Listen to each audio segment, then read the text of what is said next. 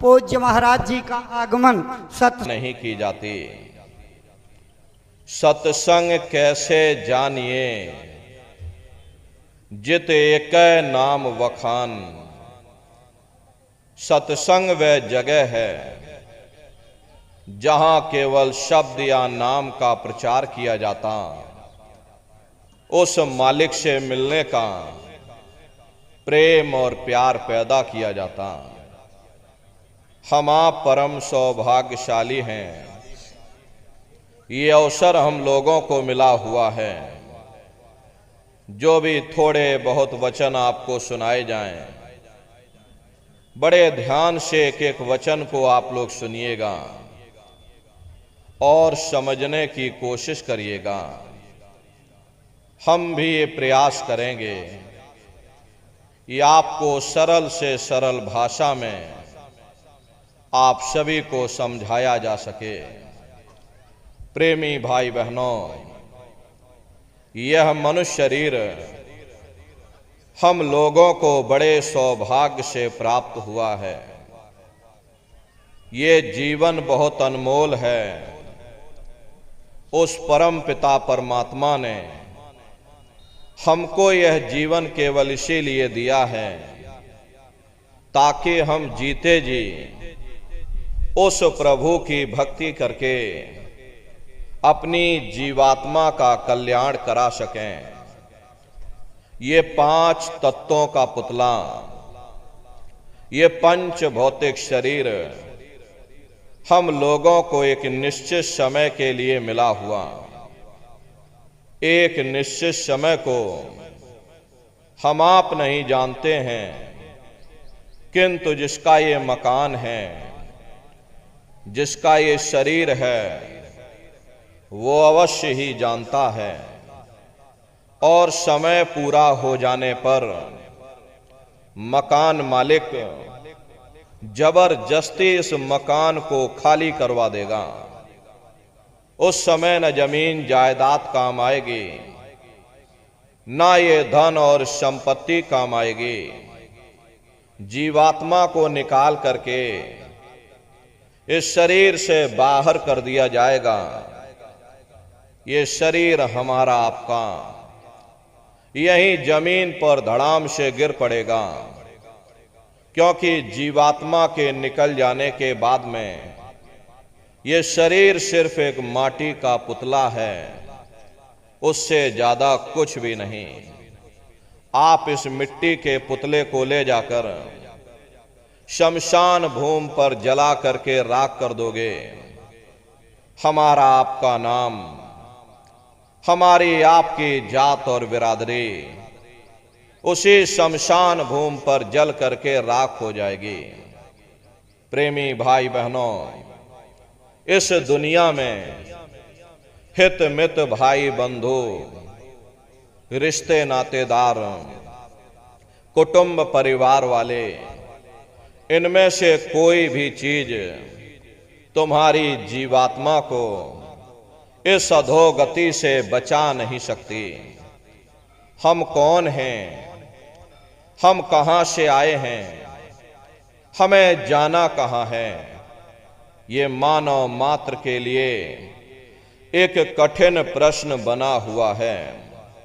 इस प्रश्न का हल तब तक नहीं होगा जब तक इस धराधाम पर कोई संत महात्मा फकीर न मिल जाएं। इसीलिए वह मालिक अति दया और कृपा करके संतों महात्माओं को धरती पर भेजते हैं और संत महात्मा फकीर यहां पर आकर के हम जीवों को समझाने की कोशिश करते हैं कि भाई हम आए वही देश से जहां तुम्हारो धाम, तुम सबको घर पहुंचावना एक हमारो काम। हम उसी देश से आए हैं जिस देश के तुम रहने वाले हो, परंतु तुम अपने सच्चे देश को छोड़ करके इस झूठे काल और माया के देश में फंस गए। यह देश तुम्हारा देश नहीं, तुम्हारा देश सचखंड है। ये कौम तुम्हारी कौम नहीं, तुम्हारी कौम सतनाम है और ये जीवात्मा उस सतनाम रूपी समुद्र की बूंद है। इस बूंद को समुद्र से मिलाओ, यानी जीवात्मा को उस परमात्मा से मिलाओ। वो परमात्मा है, वो आपको मिलेगा, जीते जी मिलेगा, इसी मनुष्य शरीर में मिलेगा।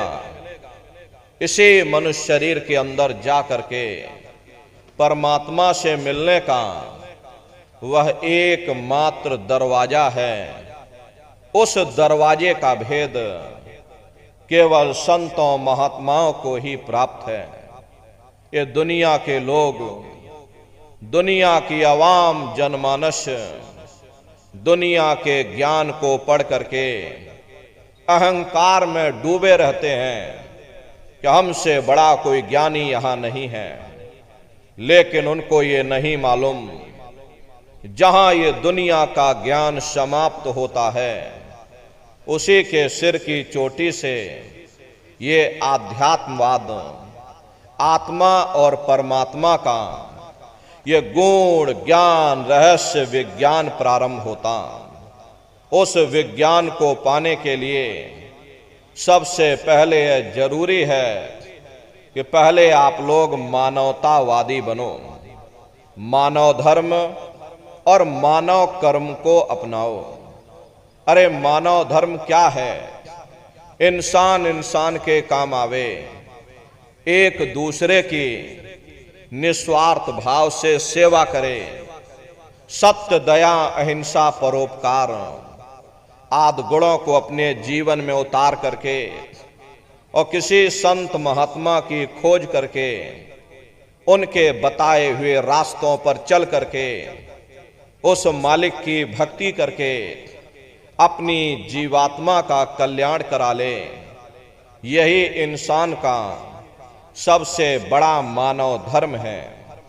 लेकिन आज इस कलिकाल में यह दुनिया की आवाम जनमानस इंद्रियों के भोग और वासनाओं में, शराबों और कबाबों में, मांस और मदिरा में सुख ढूंढने की कोशिश कर रही। ये चरित्र पतन जैसे कार्यों को अपना करके ये आवाम जनमानस कैसे सुखी हो सकती? पहले अपने चरित्र जैसे धन को इकट्ठा करो, क्योंकि चरित्र ही सब कुछ है। चरित्र ही मानव धर्म की पूंजी है। ये दुनिया भर के रगड़े झगड़े, पिता पुत्र में लड़ाई, आदमी औरत में लड़ाई, घर परिवार में लड़ाई, समाज में लड़ाई, जातियों में लड़ाई, मुल्क में लड़ाई, हरे न नारियों, ये इंसानों का काम नहीं है, ये हैवानों का काम है। इसलिए पहले आप इंसान बनो, चरित्रवान बनो, महात्माओं के समीप आओ। वे जो दया का प्रसाद दें उसे खुशी खुशी लेकर के अपने निज घर को जाओ, जहां न फिर जन्मना है और ना ही फिर मरना है। इसीलिए हमारे गुरु महाराज परम संत बाबा जय गुरुदेव जी महाराज ने आवाम जनमानस के बीच में ये आवाज लगाई है, क्या इंसानों, तुम अपने मानव धर्म के रास्ते पर वापस आ जाओ और इस मानव मंदिर में बैठ करके भगवान का सच्चा भजन करो, जिससे तुम्हारी ये जीवात्मा नरकों में जाने से बच जाए। अरे हम माने ना माने, लेकिन संत महात्मा त्रिकालदर्शी होते हैं, वे सब कुछ जानते हैं। अगर हम उनके वचनों को मान जाएंगे तो हम लोग बच जाएंगे, नहीं तो खाई और खंदक में जाकर के गिर जाएंगे।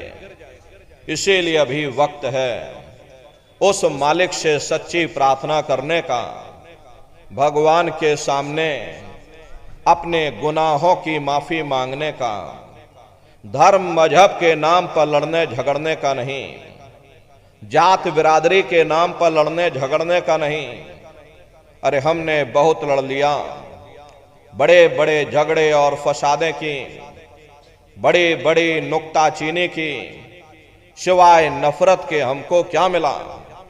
नफरत की ऐसी ज्वाला जली जिसमें घर जल गया, परिवार जल गया, समाज जल गई, जातियां जल गईं, अब सारा देश जल उठा। इसीलिए सारी मानवता बहुत थक गई। हर कोई ऐसी छांव चाहता है जहां उसे ठंडक मिले, शांति और सुकून मिले, और ये सब वहीं मिल सकते हैं जहां शांति के संदेश होते हैं, सुकून के संदेश होते हैं, मानव धर्म और मानव कर्म के संदेश होते हैं। और ये संदेश केवल संत महात्मा फकीर देते हैं, जो समदर्शी होते हैं, जो समस्त जीवों के अंदर उस प्रभु के अंश को देखते हैं। ऐसे समदर्शी उन महात्माओं की खोज करो। ये मत देखना कि महात्मा किस जाति के हैं, महात्मा किस बिरादरी के हैं। अरे जातियां कर्म के अनुसार बनाई गई, जन्म के अनुसार नहीं। मनुष्य की एक ही जाति है, वो है मानव जाति। और इसी मानव जामे में बैठ करके हमें उस मालिक की भक्ति करनी है। प्रेमी भाई बहनों, सुपच जाति के भंगी थे, रैदास जी महाराज जाति के हरिजन थे, और मीराबाई जाति की छत्राणी थी। अगर वे सब उस मालिक को प्राप्त कर सकते हैं तो आप भी उस मालिक को प्राप्त कर सकते हो। लेकिन बगैर महात्माओं के, बगैर गुरु के कोई भी जीव इस संसार समुद्र से ना कोई पार हुआ और ना ही कोई हो सकता। ये समुद्र ऐसा है जिसके ना इस किनारे का पता, न उस किनारे का पता, कोई नहीं जान सकता है। ये दुनिया कब बनी, कितनी बार प्रलय और महाप्रलय हो गई, लेकिन इतना जरूर मालूम है जिस दिन से दुनिया बनी है हम लोग यहीं पर भटका खा रहे। अगर इधर से हवा चली, नैया हमारी उधर चली गई, और कहीं उधर से हवा चल गई, हमारी नैया डगमगाती हुई इधर चली गई। न जाने कितने युग और कल्प बीत गए, लेकिन हमारी जीवन की नैया आज तक इस भवसागर से किनारे नहीं लगी। इसलिए न नारियों, सौभाग्य से वक्त का इतना बड़ा वरदान आपको मिला, ये मानव तन आपको मिल गया। न जाने किस महात्मा की दया हो गई, न जाने कौन से जन्म जन्मांतरों के शुभ पुण्य कर्म उदय हो गए जो आपको ये मनुष्य शरीर मिल गया। अरे अब की बार ये मौका तुमको मिल गया है, मिली नरदेह तुमको, और बनाओ काज कुछ अपना, और पचो मत या इस जग में, जानियो रैन का सुपना। प्रेमी भाई बहनों, जैसे रात में हम लोग स्वप्न देखते हैं, हालांकि उस समय पर हमें स्वप्न सच मालूम पड़ता है, असली प्रतीत मालूम होता है, लेकिन जब हम लोग सुबह उठते हैं, जब हमारी आंखें खुलती हैं, तब हमें होश आता है कि नहीं भाई, हम तो स्वप्न देख रहे थे, ये सब भ्रम है। ठीक उसी प्रकार से ये दुनिया भी 10-20-100 साल का स्वप्न है। अब आप कहोगे हम जाग रहे, परंतु प्रेमी भाई बहनों, ऐसा हरगिज नहीं है। जिस दिन मौत का वक्त आएगा, अरे हम लोग रोएंगे, हाय हाय करके चिल्लाएंगे कि हाय हमने सारी जिंदगी यूं ही स्वप्न में गुजार दी, जागने का समय तो अभी आया था, जो कुछ करना था अभी करना था। लेकिन प्रेमी भाई बहनों, अब पछताए होत क्या जब चिड़िया चुग गई खेत। महात्मा प्रेम से जीवों को समझाते हैं कि भाई देह और ग्रेह सब झूठा और भरम में काहे को खपना, ये घर बार हमारा अपना नहीं, अरे पराया देश है, ये सराय खाना है, ये मुसाफिर खाना है, ये शरीर भी तुम्हारा अपना नहीं है, ये भी काल का पिंजरा है, किराए का मकान है, अरे पराया मकान है। किसी को 40-50 साल के लिए मिला, किसी को 80-90-100 साल के लिए मिल गया। जितने जितने श्वास उस मालिक ने बख्शे हैं, उसे भुगतने के बाद में हमें शरीर को यहीं छोड़ जाना। श्वास दुधारा नित्य ही जारी, एक दिन खाली चाम। प्रेमी भाई बहनों, एक तालाब पानी से चाहे कितना भी क्यों ना भरा हो, आप एक छोटी सी नाली काट कर खोल दीजिए, तालाब में छोटा सा छेद कर दीजिए, तो सारा पानी ही तालाब से बाहर निकल जाएगा।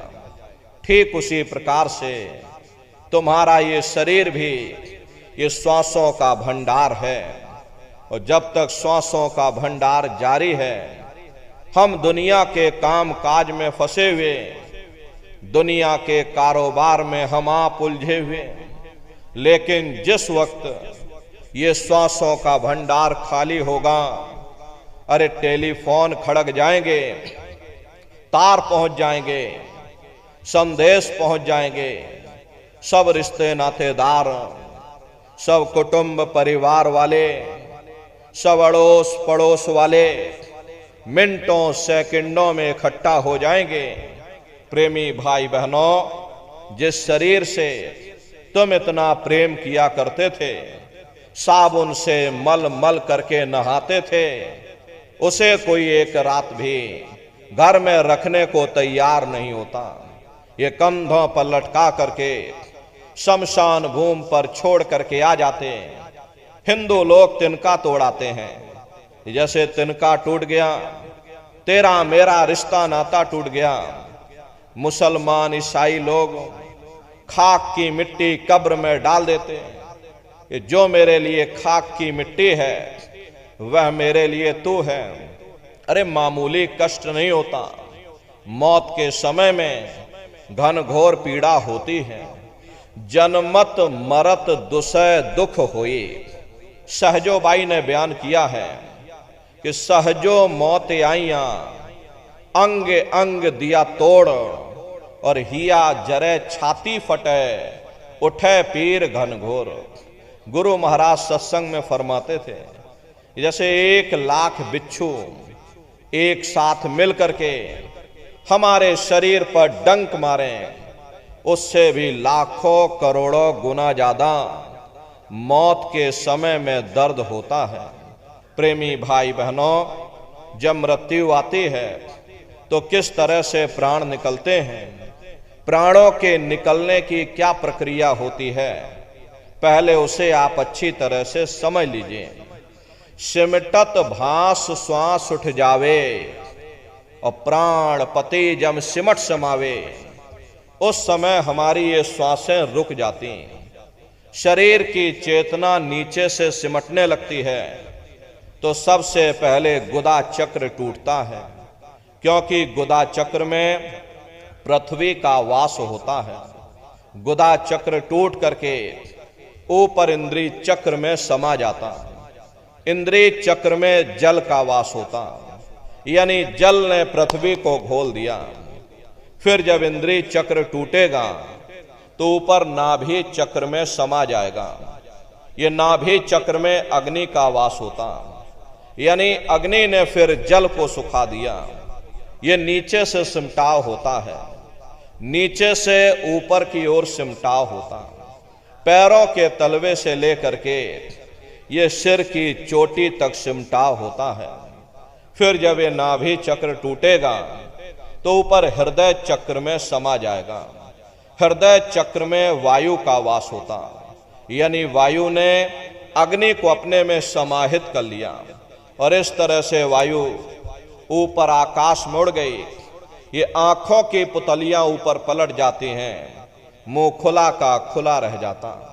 अरे महात्मा समझाते हैं कि भाई जब यह कर्म कलाय उपजावे और बुद्ध सुरत की आन दबावे, जब यह जीवात्मा पांचों तत्वों को लांग करके जल पृथ्वी अग्नि वायु आकाश पांचों तत्वों को लांग करके ऊपर आती है, तो काल दाढ़ में आन दबानी और जब ढर के नैनन से पानी, जब काल अपनी दाढ़ में दबाता है उस समय नेत्रों से पानी निकलता, इंद्रियां टूट टूट करके चकनाचूर हो जाती, सब नात रिश्तेदार खड़े रह जाएंगे। अरे लगे टकटकी दिखे न भाई, वाही समय को करे सहाई। उस समय मरने वाला टकटकी लगाकर देखता है कि कोई मेरी मदद कर दे, कोई मेरी सहायता कर दे, कोई मुझे बचा ले। लेकिन प्रेमी भाई बहनों, सब नात रिश्तेदार खड़े रह जाते, भाई बंधु सब देखते रह जाते, डॉक्टर वैद्य हकीम सब आपको घेरे रह जाते, लेकिन उस समय आपको कोई बचा नहीं पाता।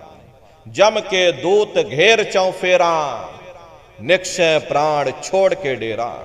यमदूत आते हैं, प्राणों की डोरी को तोड़ देते और जीवात्मा को खींच करके इस शरीर से बाहर कर दिया जाता। जैसे ही जीवात्मा शरीर से अलग हुई, ये शरीर हमारा मिट्टी हो जाता।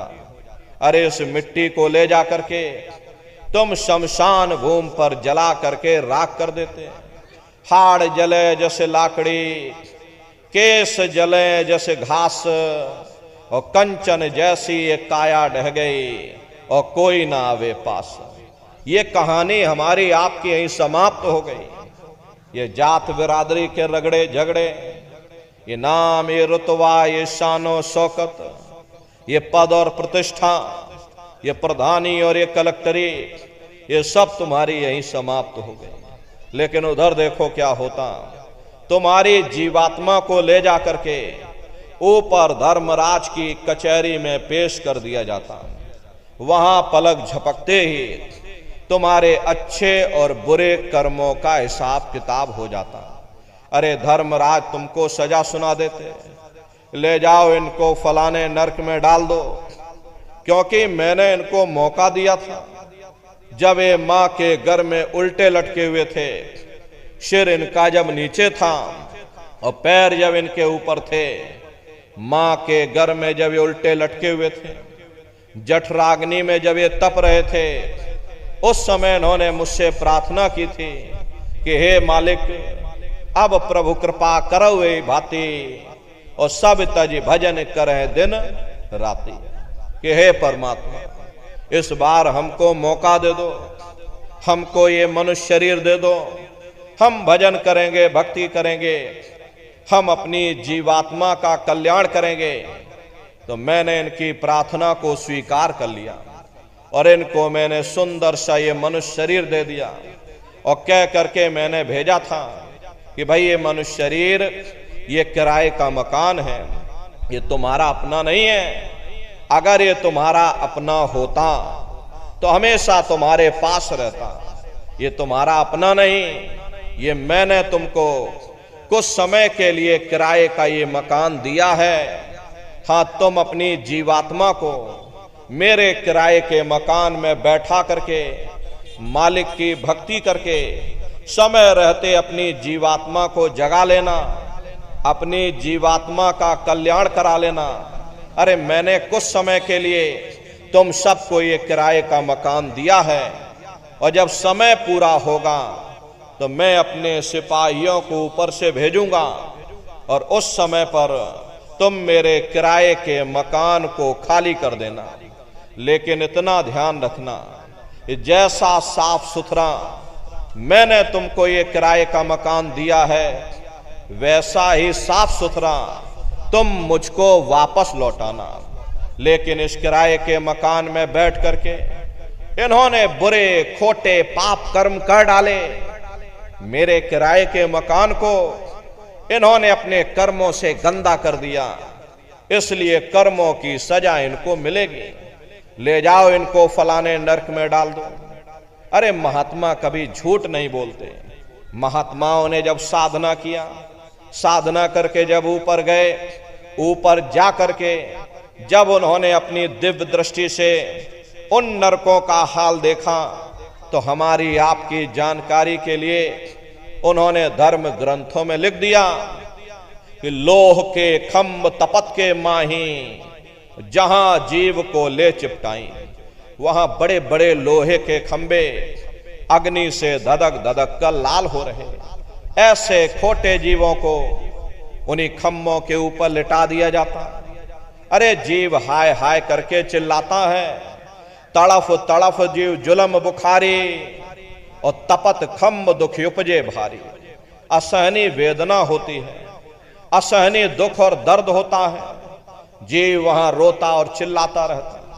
लाखों लाख जोजन मील तक तुम्हारे रोने चीखने चिल्लाने की आवाज उन नरकों से हो करके गुजरती है, लेकिन प्रेमी भाई बहनों, वहां कोई तुम्हारी पुकार सुनने वाला नहीं, कोई तुम्हारी दर्द भरी आवाज को सुनने वाला नहीं।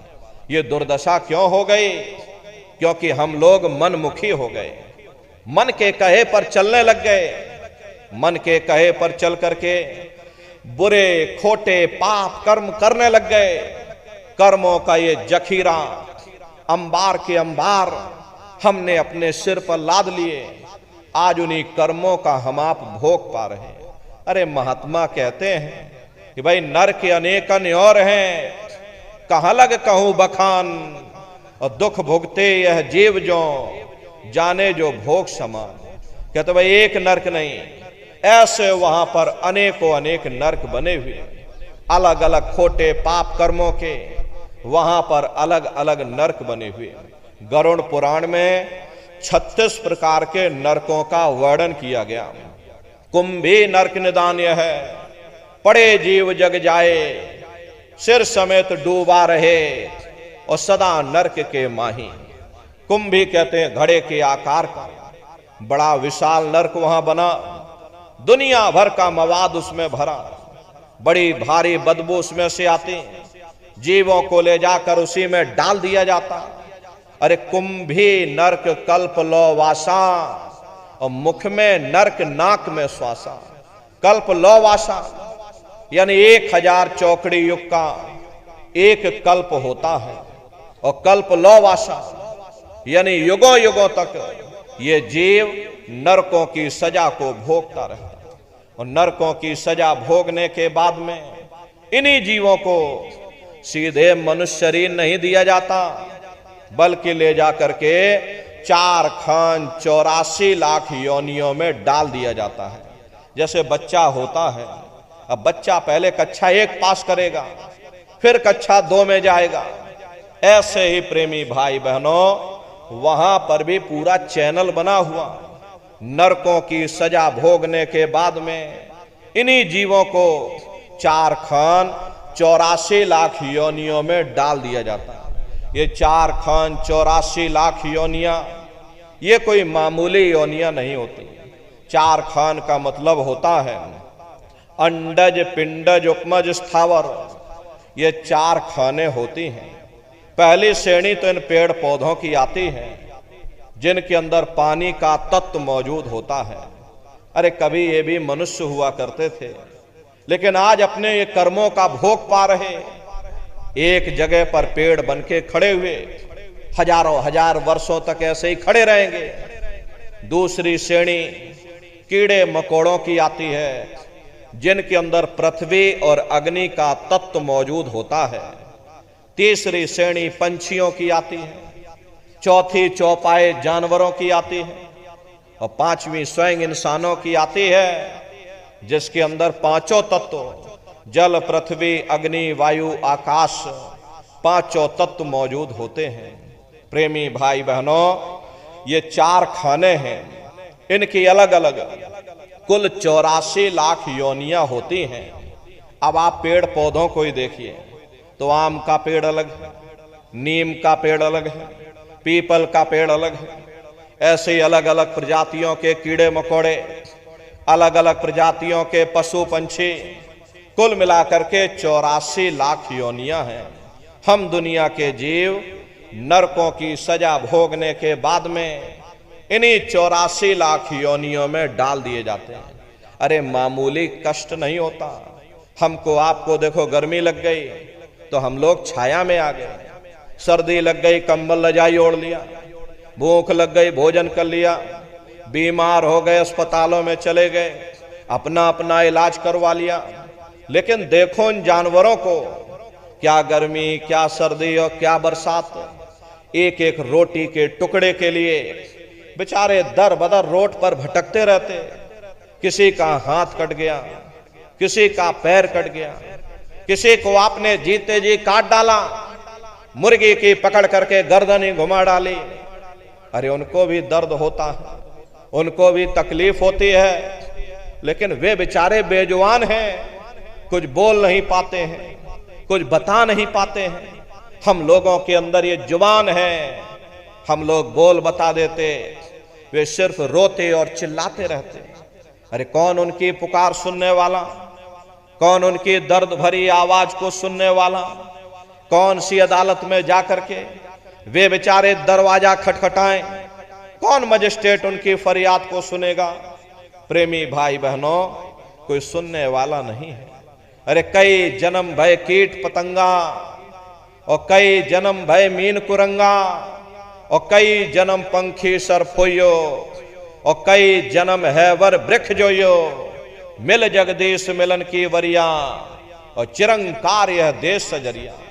करोड़ों करोड़ युगों से हम आप नरकों की सजा भोगने के बाद में फिर कभी कीड़े पतंगों की योनि में डाल दिए जाते हैं, कभी पेड़ पौधों की योनि में डाल दिए जाते हैं, तो कभी हम लोगों को पशु और पंछियों की योनि में डाल दिया जाता।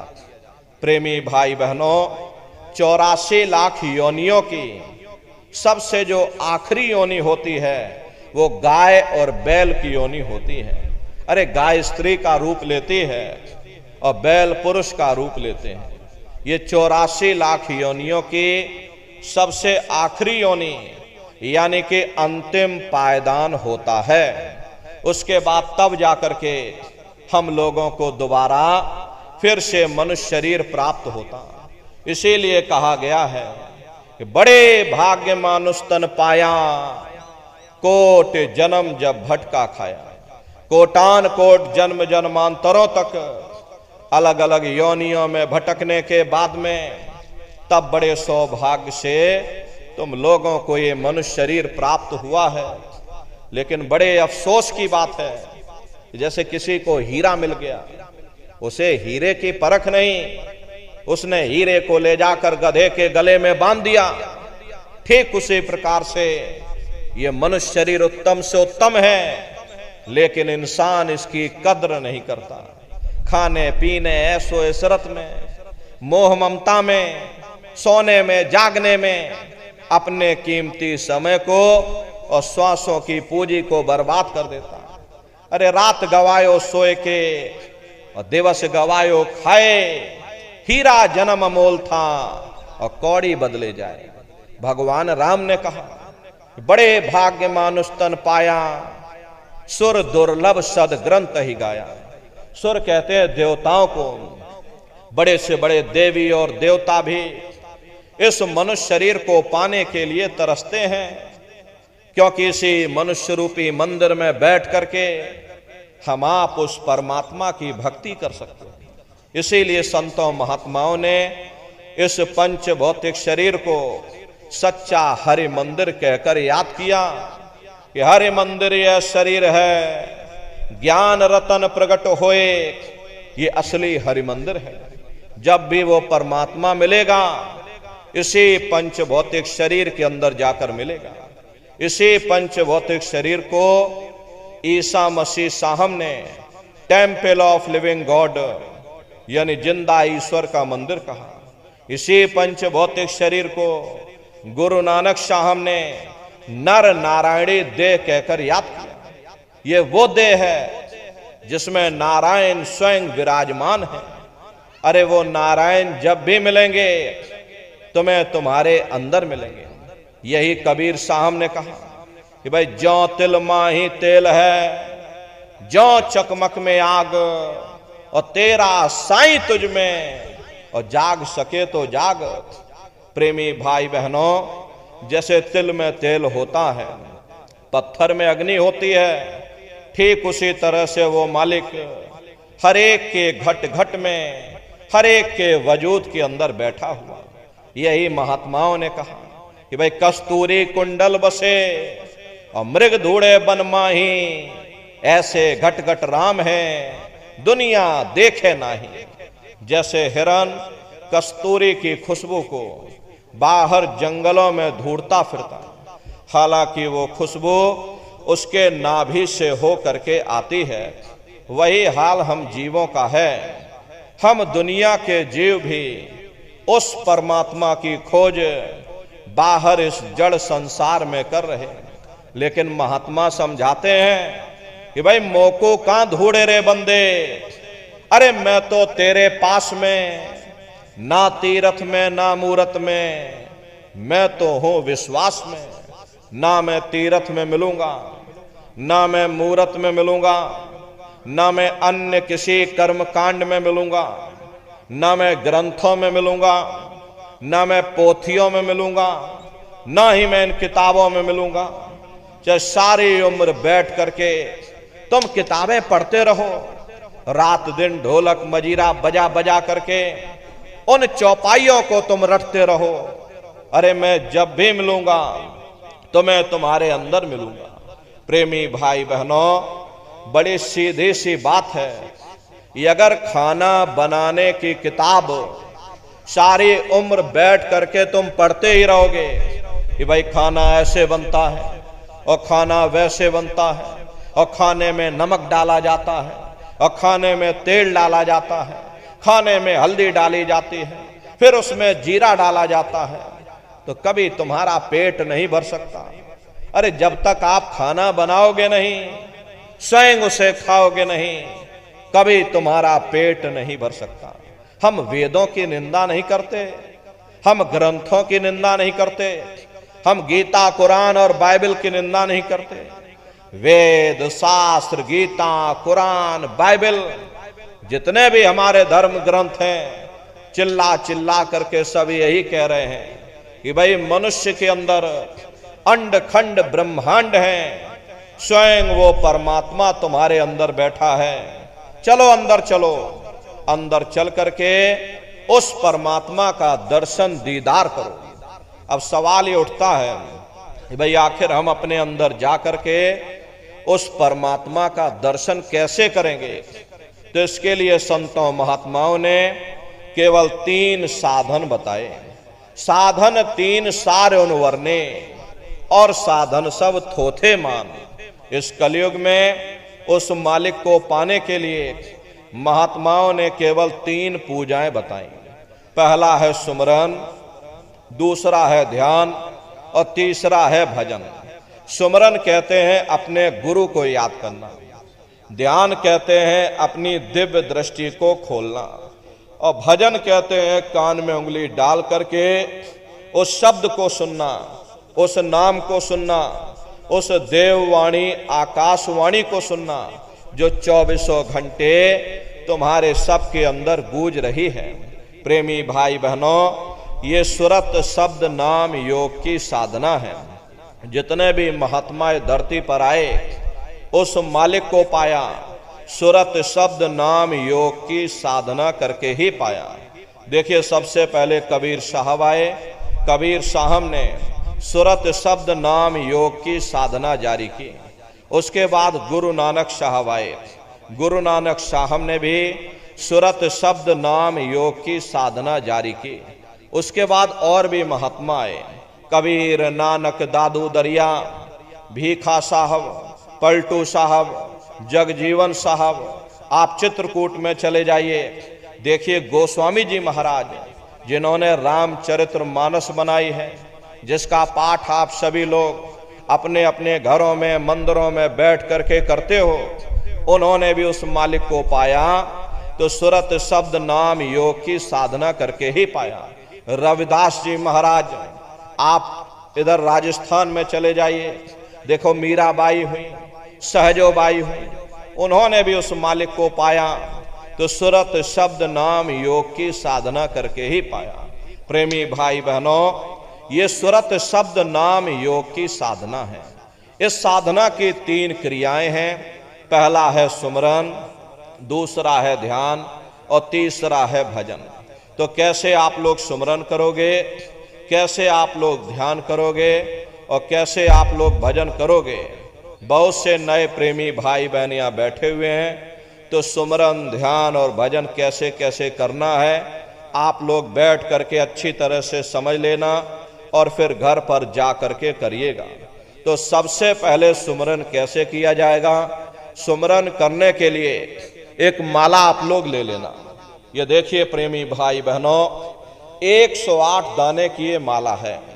अपने अपने घरों में बैठ करके बाहर से अपनी आंखों को बंद कर लेना और दोनों आंखों के मध्य भाग में अपने ध्यान को रोक करके और दाने दाने पर जय गुरुदेव नाम का उच्चारण करिएगा।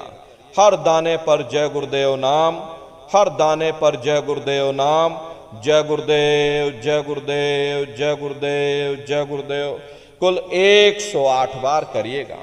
दोबारा इसी जगह फिर वापस आ जाओगे। जब आप जय गुरुदेव नाम का जाप करोगे तो दोनों आंखों के मध्य भाग में अपने ध्यान को रोक करके और दाने दाने पर जय गुरुदेव नाम का जाप करिएगा। जिसको आप याद कर रहे हो, एक समय ऐसा आएगा अंतर में तुम्हारे सामने प्रकट हो जाएगा। उसके स्वरूप को देख लेना, फिर उसी के स्वरूप को याद करके जय गुरुदेव नाम का सुमरन सभी नए प्रेमी भाई बहन करिएगा। दूसरी बार फिर यहीं से जय गुरुदेव नाम का सुमरन, तीसरी बार फिर यहीं से जय गुरुदेव नाम का सुमरन। इस तरह से कुल 8 बार जय गुरुदेव नाम का सुमरन सभी नए प्रेमी भाई बहन करिएगा। और 8 बार करने के बाद में ये माला आप रख देना। प्रेमी भाई बहनों, ये जय गुरुदेव नाम किसी साधारण इंसान का नाम नहीं है, ये स्वयं उस अनामी महाप्रभु का नाम है। समय समय पर संत महात्मा फकीर अपने अपने समय पर आकर के अपनी साधना के द्वारा उस मालिक के नाम को जगाते हैं, उस मालिक के नाम को सिद्ध करते हैं। जैसे कबीर साहब आए, कबीर साहब ने साहिब नाम सिद्ध किया। गुरु नानक साहब आए, गुरु नानक साहब ने वाहे गुरु नाम सिद्ध किया। गोस्वामी जी महाराज आए, गोस्वामी जी महाराज ने राम नाम सिद्ध किया। मीराबाई आई, मीराबाई ने गिरधर नाम सिद्ध किया। सूरदास जी महाराज आए तो सूरदास जी महाराज ने श्याम नाम सिद्ध किया।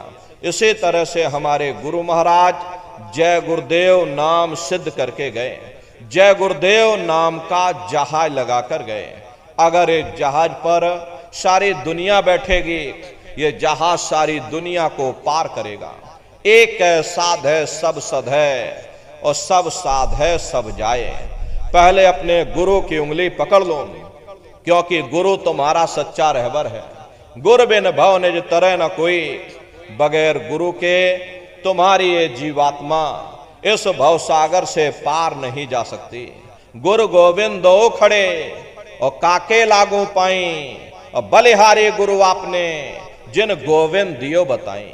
महिमा उन्हीं की है जिन्होंने उस गोविंद को लखा दिया। इस संसार में हमारे 3 तरह के गुरु होते हैं।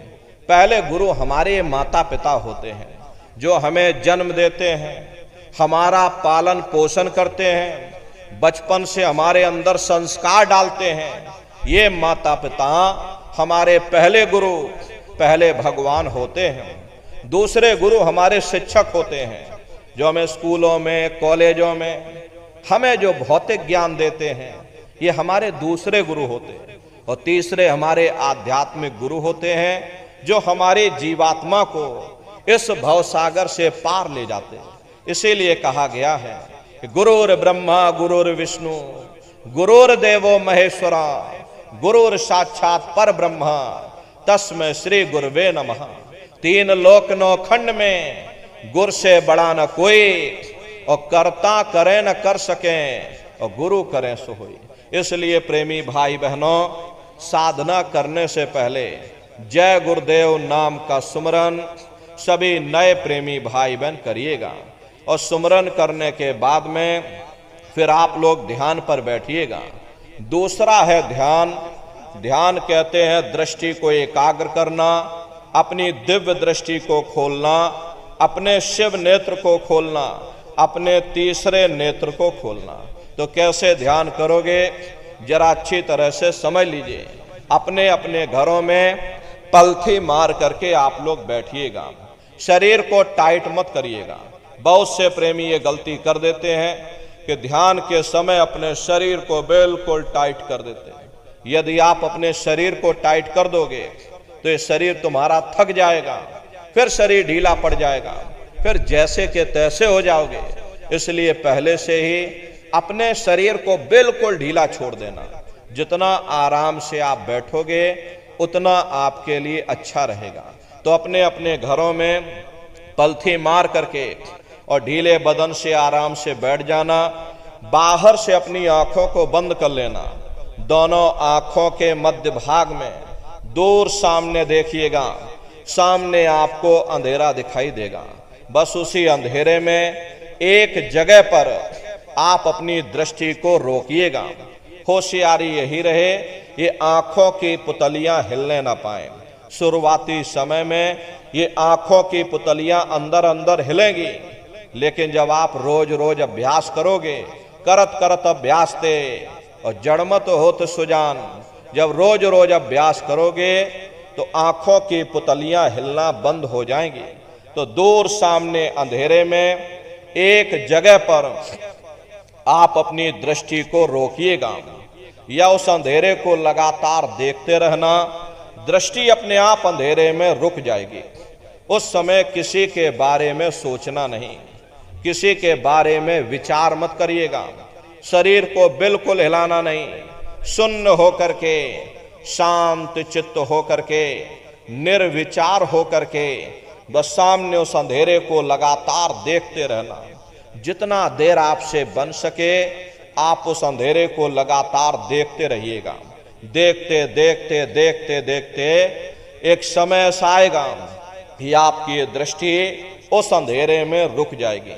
और जैसे ही आपकी दृष्टि अंधेरे में रुकेगी तो सुई की नोक के बराबर काले में भी काला बिंदु, बड़ा चमकीला बिंदु होगा, तारे की तरह चम चम चम चम चमकेगा। वो चमकता हुआ तारे जैसा बिंदु आपको सामने अंधेरे में दिखाई पड़ेगा। और जब वो चमकता हुआ बिंदु सामने दिखाई पड़ जाए तब आप अपनी दृष्टि को उस बिंदु पर एकाग्र कर देना। वही बिंदु दरवाजा है, वही बिंदु खिड़की है। उसी को हरि का द्वार यानी कि हरिद्वार कहा गया। बहुत विशाल वो दरवाजा है। ये संसार कुछ नहीं है। ऐसे तुम लाखों संसार इकट्ठे करके एक साथ दरवाजे के अंदर डाल दो, पता तक नहीं चलेगा। इतना विशाल वो हरि का द्वार तुम्हारे सब के अंदर बना हुआ है। एक छोटे से बीज को लेकर के हम आपसे कहें कि उस बीज के अंदर बहुत बड़ा पेड़ है तो आप भरोसा नहीं करोगे। लेकिन उस छोटे से बीज को जब आप जमीन में गाड़ दोगे, थोड़ा खाद पानी दोगे, वो बीज अंकुरित हो जाएगा। उसमें से विशाल लताएं भी निकलेंगी, विशाल वृक्ष का रूप भी लेगा, उसमें से फल और फूल भी निकलेंगे। इसी तरह से आप सभी के अंदर सुई की नोक के बराबर तारे की तरह छोटे से छोटा बिंदु है। उस बिंदु के अंदर बड़े बड़े ब्रह्मांड बसे हुए हैं। वो तारे जैसा चमकता हुआ बिंदु आपको सामने दिखाई पड़ेगा। और जब वो चमकता हुआ बिंदु सामने दिखाई पड़ जाए तब आप अपनी दृष्टि को उस बिंदु पर टिका देना। जब आप अपनी दृष्टि उस बिंदु पर एकाग्र कर दोगे तो वही बिंदु दरवाजा है। वो दरवाजा खुल जाएगा, ये शिव नेत्र खुल जाएगा, ये दिव्य दृष्टि आपकी खुल जाएगी और आप दरवाजे के अंदर दाखिल हो जाओगे। एक बार प्रेमी भाई बहनों ये दिव्य दृष्टि खुल जाए फिर क्या भूत, क्या भविष्य, क्या वर्तमान, कोई भेद आपसे गुप्त नहीं रहेगा। लाखों वर्ष पहले क्या हुआ था, भविष्य में क्या होने वाला है। अरे आप अपने अपने घरों में बैठ करके और ध्यान लगा करके भूत भविष्य और वर्तमान को देख सकते हो। तो यह है ध्यान करने का तरीका। एक बार फिर से समझ लीजिए कैसे आपको ध्यान करना है। अपने अपने घरों में पलथी मार करके बैठ जाना, बाहर से अपनी आंखों को बंद कर लेना, दोनों आंखों के मध्य भाग में दूर सामने देखिएगा, सामने आपको अंधेरा दिखाई पड़ेगा। बस उसी अंधेरे में एक जगह पर आप अपनी दृष्टि को रोकिएगा।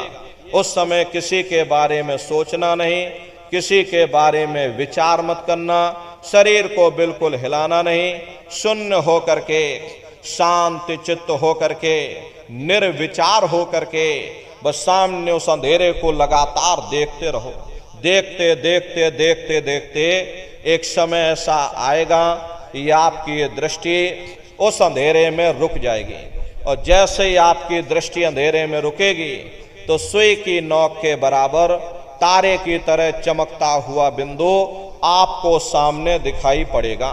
और जब वो बिंदु सामने दिखाई पड़ जाए तब आप अपनी दृष्टि को उस बिंदु पर एकाग्र कर देना। जब आप अपनी दृष्टि उस बिंदु पर टिका दोगे तो वो बिंदु फट जाएगा, वो दरवाजा खुल जाएगा, ये शिव नेत्र खुल जाएगा, ये दिव्य दृष्टि आपकी खुल जाएगी और आप दरवाजे के अंदर दाखिल हो जाओगे। प्रेमी भाई बहनों, तो यह है ध्यान करने का तरीका। और तीसरा है भजन। गाने बजाने का नाम भजन नहीं है। ये नाच गाना, ढोल मजीरा, हारमोनियम, तबला, सारंगी, अरे इसका नाम भजन नहीं है। भजन कहते हैं उस शब्द को सुनना, उस नाम को सुनना, उस देववाणी आकाशवाणी को सुनना जो 24 घंटे तुम्हारे सबके अंदर गूंज रही है। कैसे भजन करोगे जरा अच्छी तरह से समझ लीजिए। ये दोनों उंगली कानों में डाल करके ये कानों को बंद कर लेना। कान इसीलिए बंद किए जाते हैं ताकि बाहर की कोई आवाज हमको सुनाई ना पड़े। अपनी सुविधा से बैठिएगा, कुर्सी पर चाहे कुर्सी पर बैठ जाओ, सोफे पर चाहे सोफे पर बैठ जाना, या कोई तकिया इस तरह से रख लेना। दोनों कोहनी यहाँ रख करके दोनों उंगली कानों में डाल करके ये कानों को बंद कर लेना। बहुत सी हमारी माताएं बहनें बूढ़े बुजुर्ग हैं, आपके घुटनों में दर्द होता होगा, ये रीढ़ की हड्डी में दर्द होता होगा, आप बैठ करके भजन नहीं कर पाते हो तो आप लेट करके भजन करिएगा। ऐसे सीधे लेट जाना, लेटे लेटे आंख और कान को बंद कर लेना। मतलब तो आंख और कान को बंद करना है, चाहे आप लेट करके करो चाहे आप बैठ करके करो। यही कहा गया है कि भाई आंख कान मुख बंद कराओ, अनहद झिंगा शब्द सुनाओ। यानी पहले अपनी आंख को बंद करो, अपने मुख को बंद करो, दोनों उंगली कानों में डाल करके ये कानों को बंद कर लो और ऊंचे से ऊंचा ध्यान दे करके उस आवाज को सुनने की कोशिश करो। प्रेमी भाई बहनों, जब आप अपने कानों को बंद करके और अंतर में गौर से सुनोगे तो आपको ऐसा अनुभव होगा कि कहीं सीटी जैसी आवाज हमारे कानों में बज रही है। टी, इस तरह से सीटी जैसी आवाज शुरू में आप सभी को सुनाई पड़ेगी। शाम को अपने अपने घरों में जाकर बैठिएगा, ये कानों को जरा बंद कर लेना और अंतर में गौर से ध्यान दे करके सुनिएगा तो शुरू में सीटी जैसी आवाज आप सभी को सुनाई पड़ेगी। करना कुछ नहीं है, लेटे हो चाहे बैठे हो, बस आप उस आवाज को सुनते रहना और सुनते सुनते उसी में लीन हो जाओ। जब आप उसमें लीन हो जाओगे तो एक समय ऐसा आएगा, दोबारा आपको अनुभव होगा कि कहीं बड़ी दूर से एक महीन आवाज, घंटे और शंख की आवाज हमारे कानों में बज रही। जैसे मंदिरों में घंटियां बजती हैं, टन टन टन टन, तो बाहर तो आपने नकल किया। महात्माओं ने कहा था ये शरीर तुम्हारा सच्चा हरि मंदिर है, इसी हरि मंदिर के अंदर 24 घंटे वो घंटे और शंख की आवाज गूंज रही है। उसी घंटे शंख की आवाज को महात्माओं ने शब्द कहा। अरे आपकी धर्म पुस्तकों में लिखा है कि पोथी पढ़ पढ़ जग मुआ, पंडित भया न कोई, 2.5 अक्षर प्रेम का, पढ़े सो पंडित होई। दुनिया वाले कहते हैं कि 2.5 अक्षर का मतलब प्रेम है। अरे प्रेम नहीं है, प्रेम में तो मात्रा लगी हुई। यहां पर जिस 2.5 अक्षर का वर्णन उन महात्माओं ने किया था वो है शब्द, सा आदा बा और दा। उसी शब्द को महात्माओं ने नाम कहा। कल युग जोग न जग न ज्ञाना, एक आधार नाम गुण गाना। कलयुग में न योग है, न यज्ञ है, न ये ज्ञान है, तो कलयुग में क्या है? कलयुग केवल नाम आधारा, सुमिर सुमिर नर उतर ही पारा। कलयुग में केवल नाम का आधार है। तो उसी घंटे संग की आवाज को महात्माओं ने शब्द या नाम कहा। उसी घंटे संग की आवाज को ईसा मसीह साहब ने वर्ड या लागस कहकर याद किया। उसी घंटे संग की आवाज को गुरु नानक साहब ने अनहद वाणी कहकर याद किया। चीन में जो महात्मा हुए उन्होंने इसको ताओ कहकर याद किया। मुसलमान फकीरों ने इसे कलमा कहकर याद किया। हिंदू महात्माओं ने इसे देववाणी, आकाशवाणी कहकर याद किया। उन अलग अलग महात्माओं ने अपनी अपनी भाषा में हम लोगों को समझाने की कोशिश की है कि भाई वो घंटे संग की आवाज तुम्हारे सबके अंदर गूंज रही है, वो आपको सुनाई पड़ेगी। लेकिन शुरुआती समय में आपको ऐसा मालूम पड़ेगा कि कहीं बड़ी दूर पर घंटियां बज रही, टन टन टन टन, लेकिन सुनाई हरेक को पड़ेगी। प्रेमी भाई बहनों, जब घंटे और शंख की आवाज आपको अपने अंदर सुनाई पड़ने लग जाए तब आप सीटी की आवाज को छोड़ देना और घंटे शंख की आवाज को पकड़ लेना, उसको आप सुनने लग जाना। जब आप घंटे शंख की आवाज को सुनने लग जाओगे तो वो आवाज धीरे धीरे बढ़ना शुरू होगी और बढ़ते बढ़ते इस कदर बढ़ेगी कि आपके रोम रोम में घंटे और शंख की आवाज गूंजने लग जाएगी। बड़ी घनघोर आवाज होती है, बड़ी मधुर वो आवाज होती है। ये दुनिया भर के गाने आप लोग बाहर सुनते हो, उस संगीत के सामने ये दुनिया के संगीत कुछ नहीं है। जब आप उस संगीत को सुनोगे इतना भारी आनंद आपके ऊपर छा जाएगा, इतनी खुशी आपको होगी, ऐसा नशा आपके ऊपर चढ़ जाएगा कि आप सारी दुनिया को भूल जाओगे। अरे शंकर भगवान को वही नशा चढ़ा था। शंकर भगवान कोई गांजा भांग नहीं पीते थे। ये तो हमने आपने शंकर भगवान को भी बदनाम कर दिया कि शंकर भगवान गांजा भांग पीते थे तो चलो हम भी गांजा भांग फूकेंगे और सबके सब गजेड़ी हो गए। प्रेमी भाई बहनों, शंकर भगवान ने कभी गांजा भांग नहीं पिया। शंकर भगवान जिस नशे में लीन रहते थे वो नाम का नशा था, वो ध्यान का नशा था, वो भक्ति का नशा था। जब आप उस आवाज को सुनोगे तो आपको भी वो नशा चढ़ जाएगा, क्योंकि उस आवाज में चुंबक है। जब आप उस आवाज को सुनोगे तो वो आवाज आपको अपनी ओर खींचेगी और जब खिंचाव होगा तो जीवात्मा का फैला हुआ प्रकाश 9 दरवाजों से सिमटने लगेगा। अब ये 9 दरवाजे कौन कौन से हैं? देखो प्रेमी भाई बहनों, अच्छी तरह से आप लोग समझिएगा, ये बहुत बड़ा विज्ञान है। दुनिया का विज्ञान जब समाप्त हो जाएगा तो ये विज्ञान प्रारंभ होगा। यही सच्चा सनातन विज्ञान है जो ऋषियों मुनियों ने समझाया, जिसको ये संसार भूल गया और बाहरी पाखंड में और कर्म कांडों में उलझ गया। तो आज सच्चे सनातन विज्ञान को समझने की जरूरत है। तो ये 9 दरवाजे कौन कौन से हैं? 2 आंख, 2 कान, 2 नाक के सुराख, 1 मुंह, 2 मलमूत्र का रास्ता, ये शरीर के 9 दरवाजे हैं। सबसे पहला दरवाजा गुदा चक्र आता है। गुदा चक्र में गणेश जी वास करते हैं। गणेश जी वहां के मालिक हैं। ये 4 दल का कवल है। यहां पर पृथ्वी तत्व पाया जाता है। उसके ऊपर इंद्रिय चक्र आता है। इंद्रिय चक्र में ब्रह्मा जी वास करते हैं। ब्रह्मा जी वहां के मालिक हैं। ये 6 दल का कवल है। यहां पर जल तत्व पाया जाता है। उसके ऊपर ये नाभि चक्र आता है।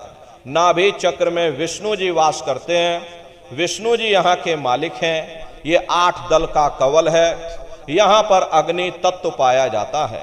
उसके ऊपर ये हृदय चक्र आता है। हृदय चक्र में शिव जी वास करते हैं। शिव जी यहाँ के मालिक हैं। ये 12 दल का कवल है। यहाँ पर वायु तत्व पाया जाता है। अरे वास तो वो ऊपरी मंडलों में, ऊपरी लोकों में वास करते हैं, लेकिन उनका प्रकाश, उनकी किरणें इन चक्रों पर पड़ती हैं। उसी के ऊपर एक कंठ चक्र आता है। यहाँ पर आद्या महाशक्ति की किरणें पड़ती हैं। ये 16 दल का कवल है।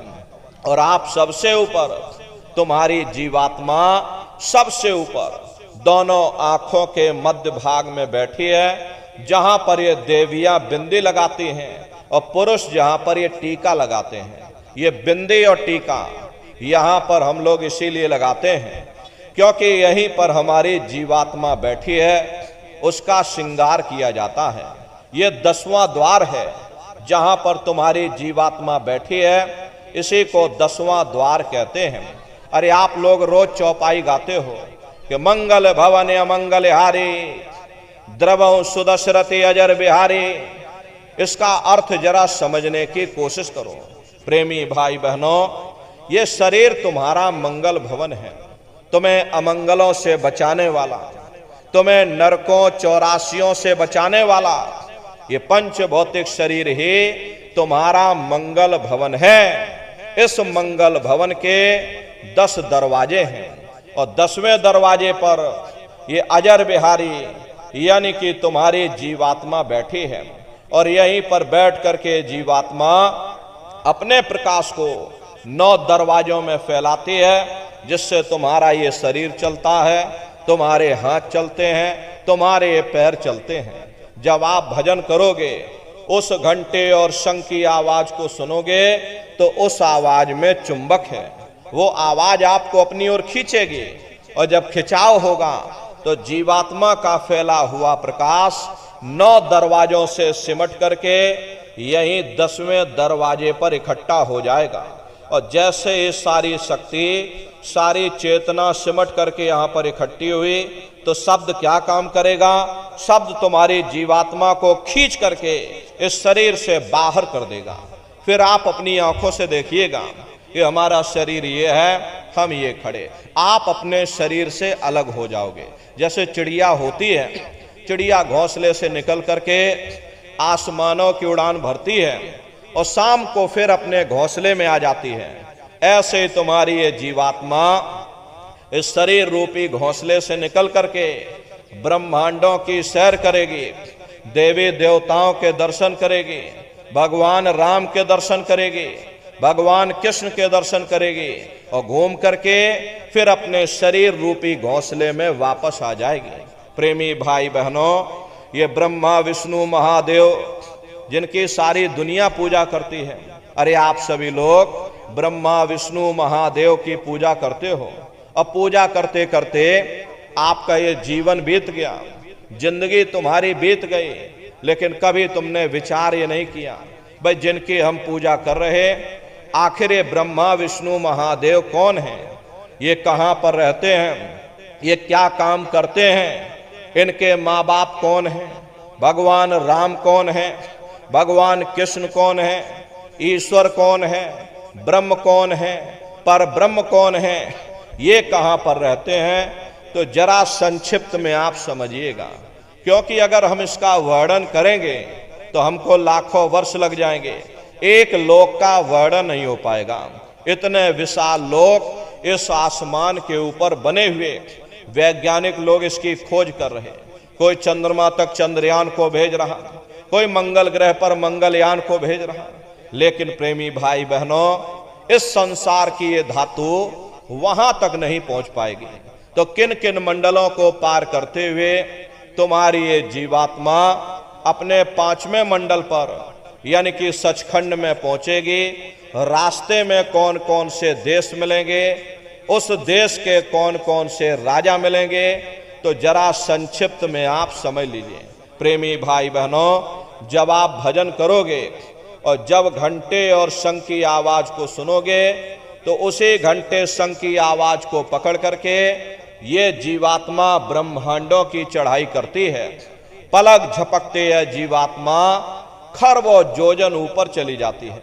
ये चांद सूरज सितारों को पार करने के बाद में सबसे पहले जो आपको लोक मिलेगा उसे महात्माओं ने शिवलोक कहा। शिवलोक तमोगुणी स्थान है, वहां के मालिक शिव जी हैं, वो पार्वती जी के साथ उस लोक में विराजमान है। चैतन्य धार जो ऊपर से नीचे आ रही, जिसे महात्माओं ने गंगा कहा, वह अपना केंद्र बिंदु शिवलोक को बनाती है। इसीलिए शिव जी की जटा में ये गंगा दर्शाई जाती हैं। इस लोक में असंख्यों जीवात्माएं रहती हैं। ये सभी जीवात्माएं शिव स्वरूप में मौजूद होती हैं। जब आप वहां पहुंचोगे और शिव जी का जब प्रत्यक्ष दर्शन करोगे तो आपका स्वरूप भी शिव के समान यानी शिव स्वरूप हो जाएगा। शिव जी का दर्शन करने के बाद में फिर घंटे शंख की आवाज को पकड़ करके फिर जब आप ऊपर चढ़ोगे, उसी के ऊपर ब्रह्मा जी का लोक आएगा। ब्रह्मा जी का लोक वो रजोगुणी स्थान है। वहां के मालिक ब्रह्मा जी हैं। वो गायत्री, सावित्री और सरस्वती के साथ उस लोक में विराजमान है। और ब्रह्मा जी का दर्शन करने के बाद में फिर घंटे शंख की आवाज को पकड़ करके फिर जब आप ऊपर चढ़ोगे, उसी के ऊपर विष्णु लोक आएगा। विष्णु लोक वो सतोगुणी स्थान है। वहां के मालिक विष्णु जी हैं। उनका बड़ा मनमोहक स्वरूप है। उनकी 4 भुजाएं हैं और चारों भुजाओं में शंख, गदा, पद्म और चक्र सुशोभित हैं। और आप क्षीर सागर में लक्ष्मी जी के साथ विराजमान हैं। ये तीनों देवता ब्रह्मा, विष्णु और महादेव अपने अपने लोक में बैठ करके राज कर रहे। एक रचयिता है जो हम जीवों को रचता है, एक पालनहार है जो हम जीवों को पालता है, और एक संहार करता है जो हम जीवों को नष्ट कर देता। एक का काम है शरीर को बनाना, एक का काम है शरीर की सुरक्षा करना, एक का काम है शरीर को नष्ट कर देना। इनकी जो माता है वो आद्या महाशक्ति हैं। ब्रह्मा, विष्णु, महादेव लोक के ऊपर वो आद्या महाशक्ति का लोक आता है। उसी को देवी दुर्गा का लोक कहा जाता। और उसी लोक को पार करने के बाद में सबसे पहला देश पड़ता है, या यूं कह लीजिए ये पहली राजधानी पड़ती है, जिसे महात्माओं ने सहस दल कवल कहा। वो राजधानी है। जैसे आपके उत्तर प्रदेश की राजधानी लखनऊ है, जौनपुर आपका जिला है, इसी तरह प्रेमी भाई बहनों वो सहस दल कवल राजधानी है। और ये जो ब्रह्मा, विष्णु, महादेव के जो लोक हैं, उस राजधानी के अंतर्गत आने वाले जिले हैं। और राजधानी का जो मालिक है वो निरंजन भगवान है। ये ब्रह्मा, विष्णु, महादेव ये निरंजन भगवान के ही पुत्र हैं। और ये आद्या महाशक्ति देवी दुर्गा ये निरंजन भगवान की अर्धांगिनी हैं। और निरंजन भगवान स्वयं तीनों लोकों के मालिक हैं। उन्हीं को त्रिलोकीनाथ कहा जाता है। हिंदू उन्हीं को परमात्मा कहते हैं, मुसलमान उन्हीं को खुदा कहते हैं, ईसाई उन्हीं को गॉड कहते हैं। प्रेमी भाई बहनों, ये जल एक है। जल को चाहे आप पानी कह लो, चाहे वाटर कह लो, चाहे आप नीर कह लो, इसी तरह प्रेमी भाई बहनों वो परमात्मा एक है। हम लोग लफ्जों के झगड़े में उलझे हुए हैं। घंटे और शंख की आवाज जो हर इंसान के अंदर गूंज रही, वो आवाज उन्हीं के मुखार बिंद से हो रही। निरंजन भगवान का जो स्वरूप है वो ज्योतिष स्वरूप है। 1000 बाती की अखंड ज्योति वहां पर बराबर जल रही। परम प्रकाश रूप दिन राती, नहीं कछु चाहिए दिया घरत बाती। अरे हम आप यहाँ मंदिरों में ज्योत जलाते हैं, ये तो हम आप उसकी नकल करते हैं। महात्माओं ने आपको चिन्ह बता दिया कि भाई उनका ऐसा स्वरूप है, तो हम लोग यहाँ पर नकल करने लगे। इस ज्योति में तेल की जरूरत पड़ती है, बाती की जरूरत पड़ती है। तेल बाती खत्म हो जाए, अरे ज्योति तुम्हारी बुझ जाएगी। लेकिन वो अखंड ज्योति वहां पर ऐसी जल रही जिसमें ना तेल की जरूरत है, और न बातें की जरूरत है। अरे महात्माओं ने लिखा है, उल्टा कुआ गगन में तिसमें जरे चिराग, तिसमें जरे चिराग, बिना रोगन बिन बाती, 6 ऋतु 12 मास, जरत रहे दिन राती, सतगुर मिले जो होए, ताहि की नजर में आवे, बिन सतगुर नहीं कोई, वाह को दर्शावे। वो अखंड ज्योति ऐसी है जिससे पूरा ब्रह्मांड प्रकाशवान हो रहा। जितनी भी अवतारी शक्तियां आई, भगवान राम आए, राम को वहीं से नीचे उतारा गया। इसीलिए उस देश को अयोध्या नगरी या कौशलपुर देश भी कहा जाता है। अरे गोस्वामी जी महाराज जब साधना करके वहां पहुंचे, तभी गोस्वामी जी महाराज ने रामचरित्र मानस में लिख दिया। देखो प्रेमी भाई बहनों, रामचरित्र मानस में गोस्वामी जी महाराज ने जो भी लिखा है, जब उन्होंने साधना किया, साधना करके जब ऊपर गए, जो कुछ उन्होंने ऊपर जा करके अपनी दिव्य दृष्टि से देखा, वो रामचरित्र मानस में लिख दिया। हम आप ऊपर गए नहीं, आपने कुछ देखा नहीं, इसीलिए प्रेमी भाई बहनों, हम लोग अर्थों को समझ नहीं पाते हैं और अर्थ का अनर्थ कर देते हैं। तो क्या लिखा गोस्वामी जी महाराज ने? देखिए, गोस्वामी जी महाराज रामचरित्र मानस में लिखते हैं कि मोद्यो नैन त्रिशत में भयो, पुन चितवत कौशलपुर गयो। जब मैंने अपने बाहर की आंख बंद की, मेरी अंतर की आंख खुल गई और मैं क्या देख रहा हूं? मैं कौशलपुर देश में पहुंच गया।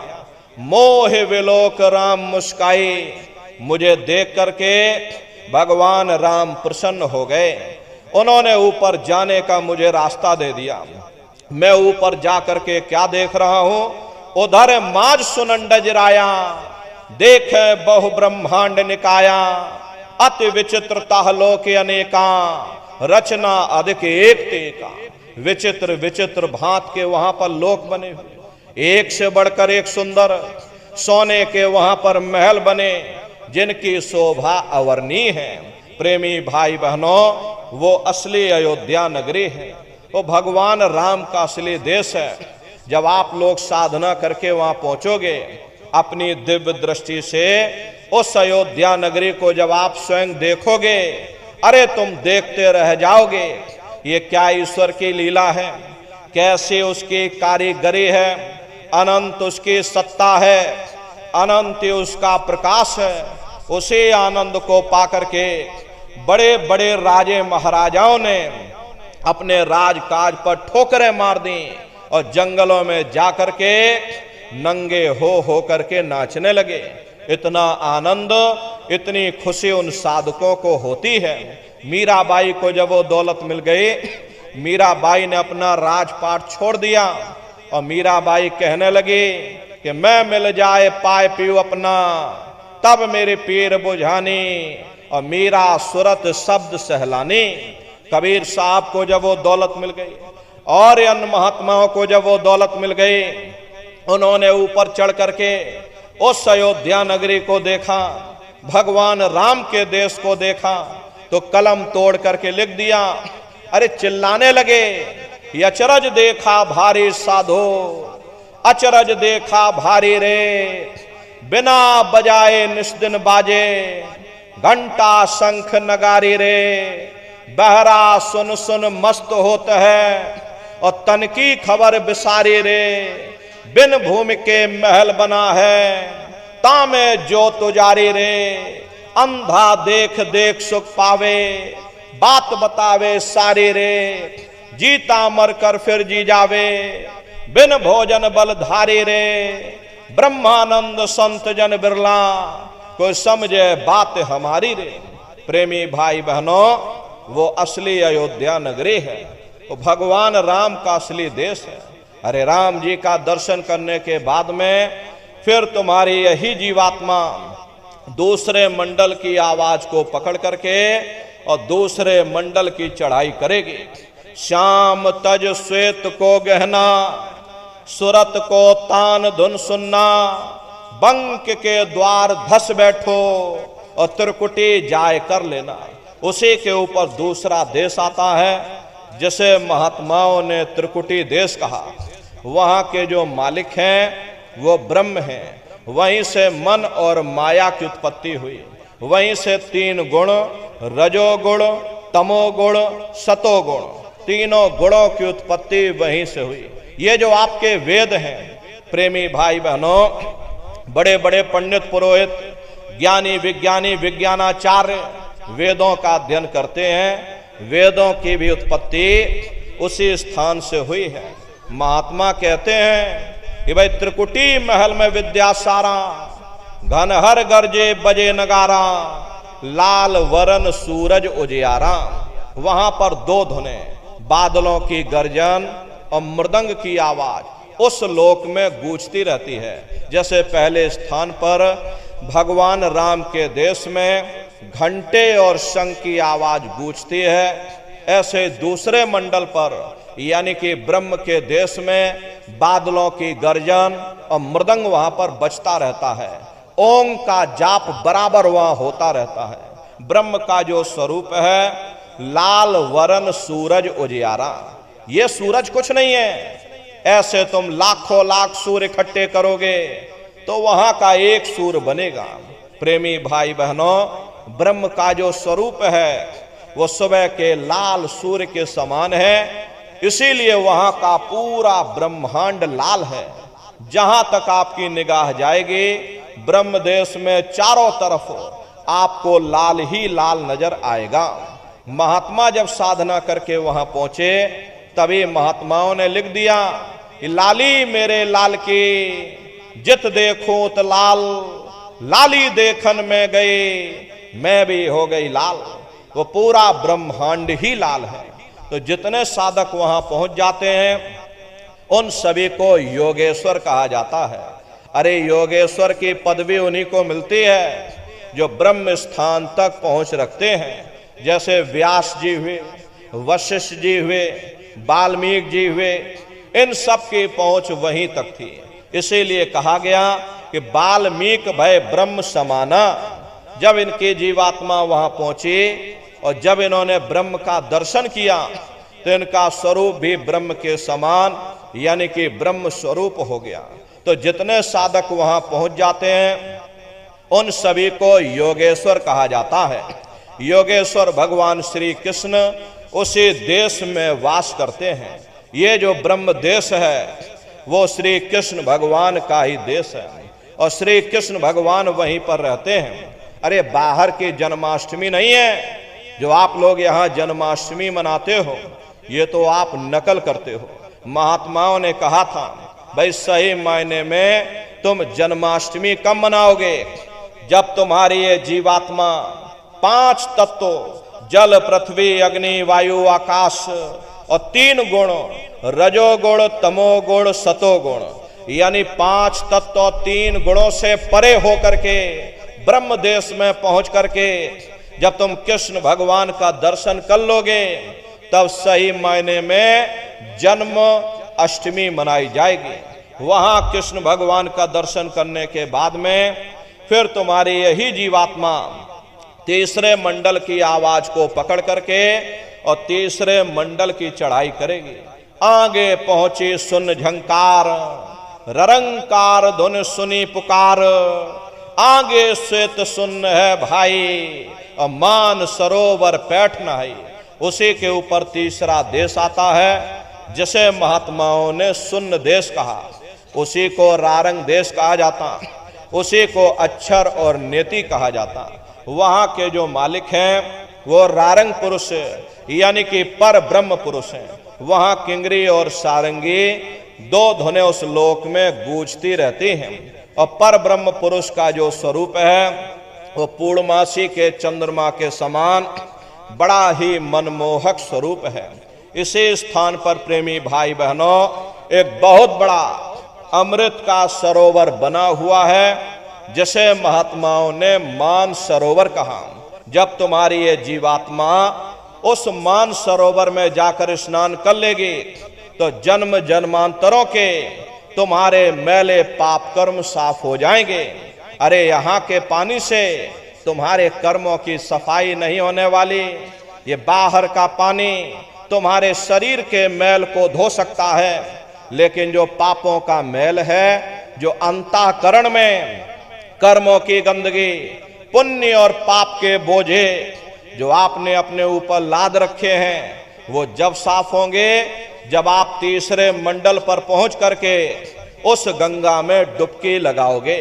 उस गंगा में स्नान करने के बाद में ये जीवात्मा हंस रूप हो जाती है। हंसन मिले हंसा हो जाई, मिले जो अमीय आहारा है।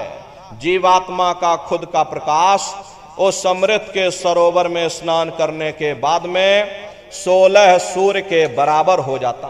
फिर यही जीवात्मा चौथे मंडल की आवाज को पकड़ करके और चौथे मंडल की चढ़ाई करती है। 2 पर्वत के संग निहारो, भंवर गुफाते संत पुकारो। 2 पर्वतों को पार करने के बाद में वो बड़ा सुंदर देश आता है, जिसे महात्माओं ने भंवर गुफा कहा। वहां के जो मालिक हैं वो सोहंग पुरुष हैं। वहां बंसी यानी मुरली की मधुर ध्वनियां सदा उस लोक में उच्चारण होती रहती हैं। और सोहंग पुरुष का जो स्वरूप है वो दोपहर के सूर्य के समान महाप्रकाशवान स्वरूप है। अरे स्वरूप में अंतर है। पहले स्थान पर निरंजन भगवान का जो स्वरूप है वो ज्योतिष स्वरूप है। दूसरे स्थान पर ब्रह्म का जो स्वरूप है वो सुबह के लाल सूर्य के समान है। तीसरे स्थान पर ब्रह्म पुरुष का जो स्वरूप है वो पूर्णमासी के चंद्रमा के समान है। और चौथे स्थान पर सोहंग पुरुष का जो स्वरूप है वो दोपहर के सूर्य के समान महाप्रकाशवान स्वरूप है। और वहां के धनी का दर्शन करने के बाद में ताके परे धाम सतनामा, बीन बजे सतलोक ठिकाना। सोहंग देश के ऊपर वो 5वां देश आता है, जिसे महात्माओं ने सचखंड देश कहा। वो सचखंड देश अजर अमर अविनाशी सदा एक रस रहने वाला देश है। वहां न काल है, न कर्म है, न दुख है, न संताप है, न पुण्य है, न पाप है। जो जीवात्माएं वहां पर पहुंच जाती हमेशा के लिए जन्म मरण के बंधनों से आजाद हो जाती। वहां के जो मालिक हैं वो सतपुरुष भगवान हैं, जिनके रोम रोम में खरबों खरब सूरज चांद सितारे प्रकाशवान। वही हमारे आपके सच्चे मालिक हैं, वही हमारे आपके सच्चे पिता हैं। अरे हमको आपको वहीं से नीचे उतारा गया, फिर शब्द को पकड़ करके शब्द शब्द पौड़ी पर चढ़कर पहुंचो सचखंड सतनाम। तो शब्द कब पकड़ में आएगा? जब आप लोग भजन करोगे। और भजन कैसे किया जाएगा जरा अच्छी तरह से समझ लीजिए। ये आंख और कान को बंद करिएगा, लेकिन मन को रोकिएगा। ऐसे समय पर तुम्हारा ये मन जरूर भागेगा। अभी आप यहाँ सत्संग में बैठे हो, शरीर भले तुम्हारा यहाँ बैठा है, लेकिन मन सारी दुनिया में भाग रहा है। अब किसी को बाल बच्चों की याद आ गई, मन बाल बच्चों में पहुंच गया। कोई दुकान दफ्तर छोड़ करके आया, मन दुकान दफ्तर में पहुंच गया। किसी को नींद आ गई, मन सो गया। कोई आपस में बातचीत करने लगा, तो शरीर यहाँ बैठा, लेकिन मन सारी दुनिया में भाग रहा। तो ऐसे भजन से कोई लाभ नहीं होगा। कबीर साहब ने लिखा है कि कबीर पापी भगत न भावई, हरि पूजा न सुहाए, माखी चंदन पर हरे, जहां विगंध तहाँ जाए। जैसे मक्खी चंदन या कस्तूरी पर नहीं बैठती है, बल्कि रात दिन गंदगी में भिनभिनाती रहती, ठीक उसी प्रकार से हम मनुष्यों का हाल है। हमारे आपके बुरे खोटे पाप कर्म हमें महात्माओं की तरफ जाने नहीं देते, उनके वचनों को सुनने नहीं देते। और अगर जबरदस्ती बैठा भी दिया जाए सत्संग में तो हम आप सो जाते। ये सब हमारे मन की खुराफात है।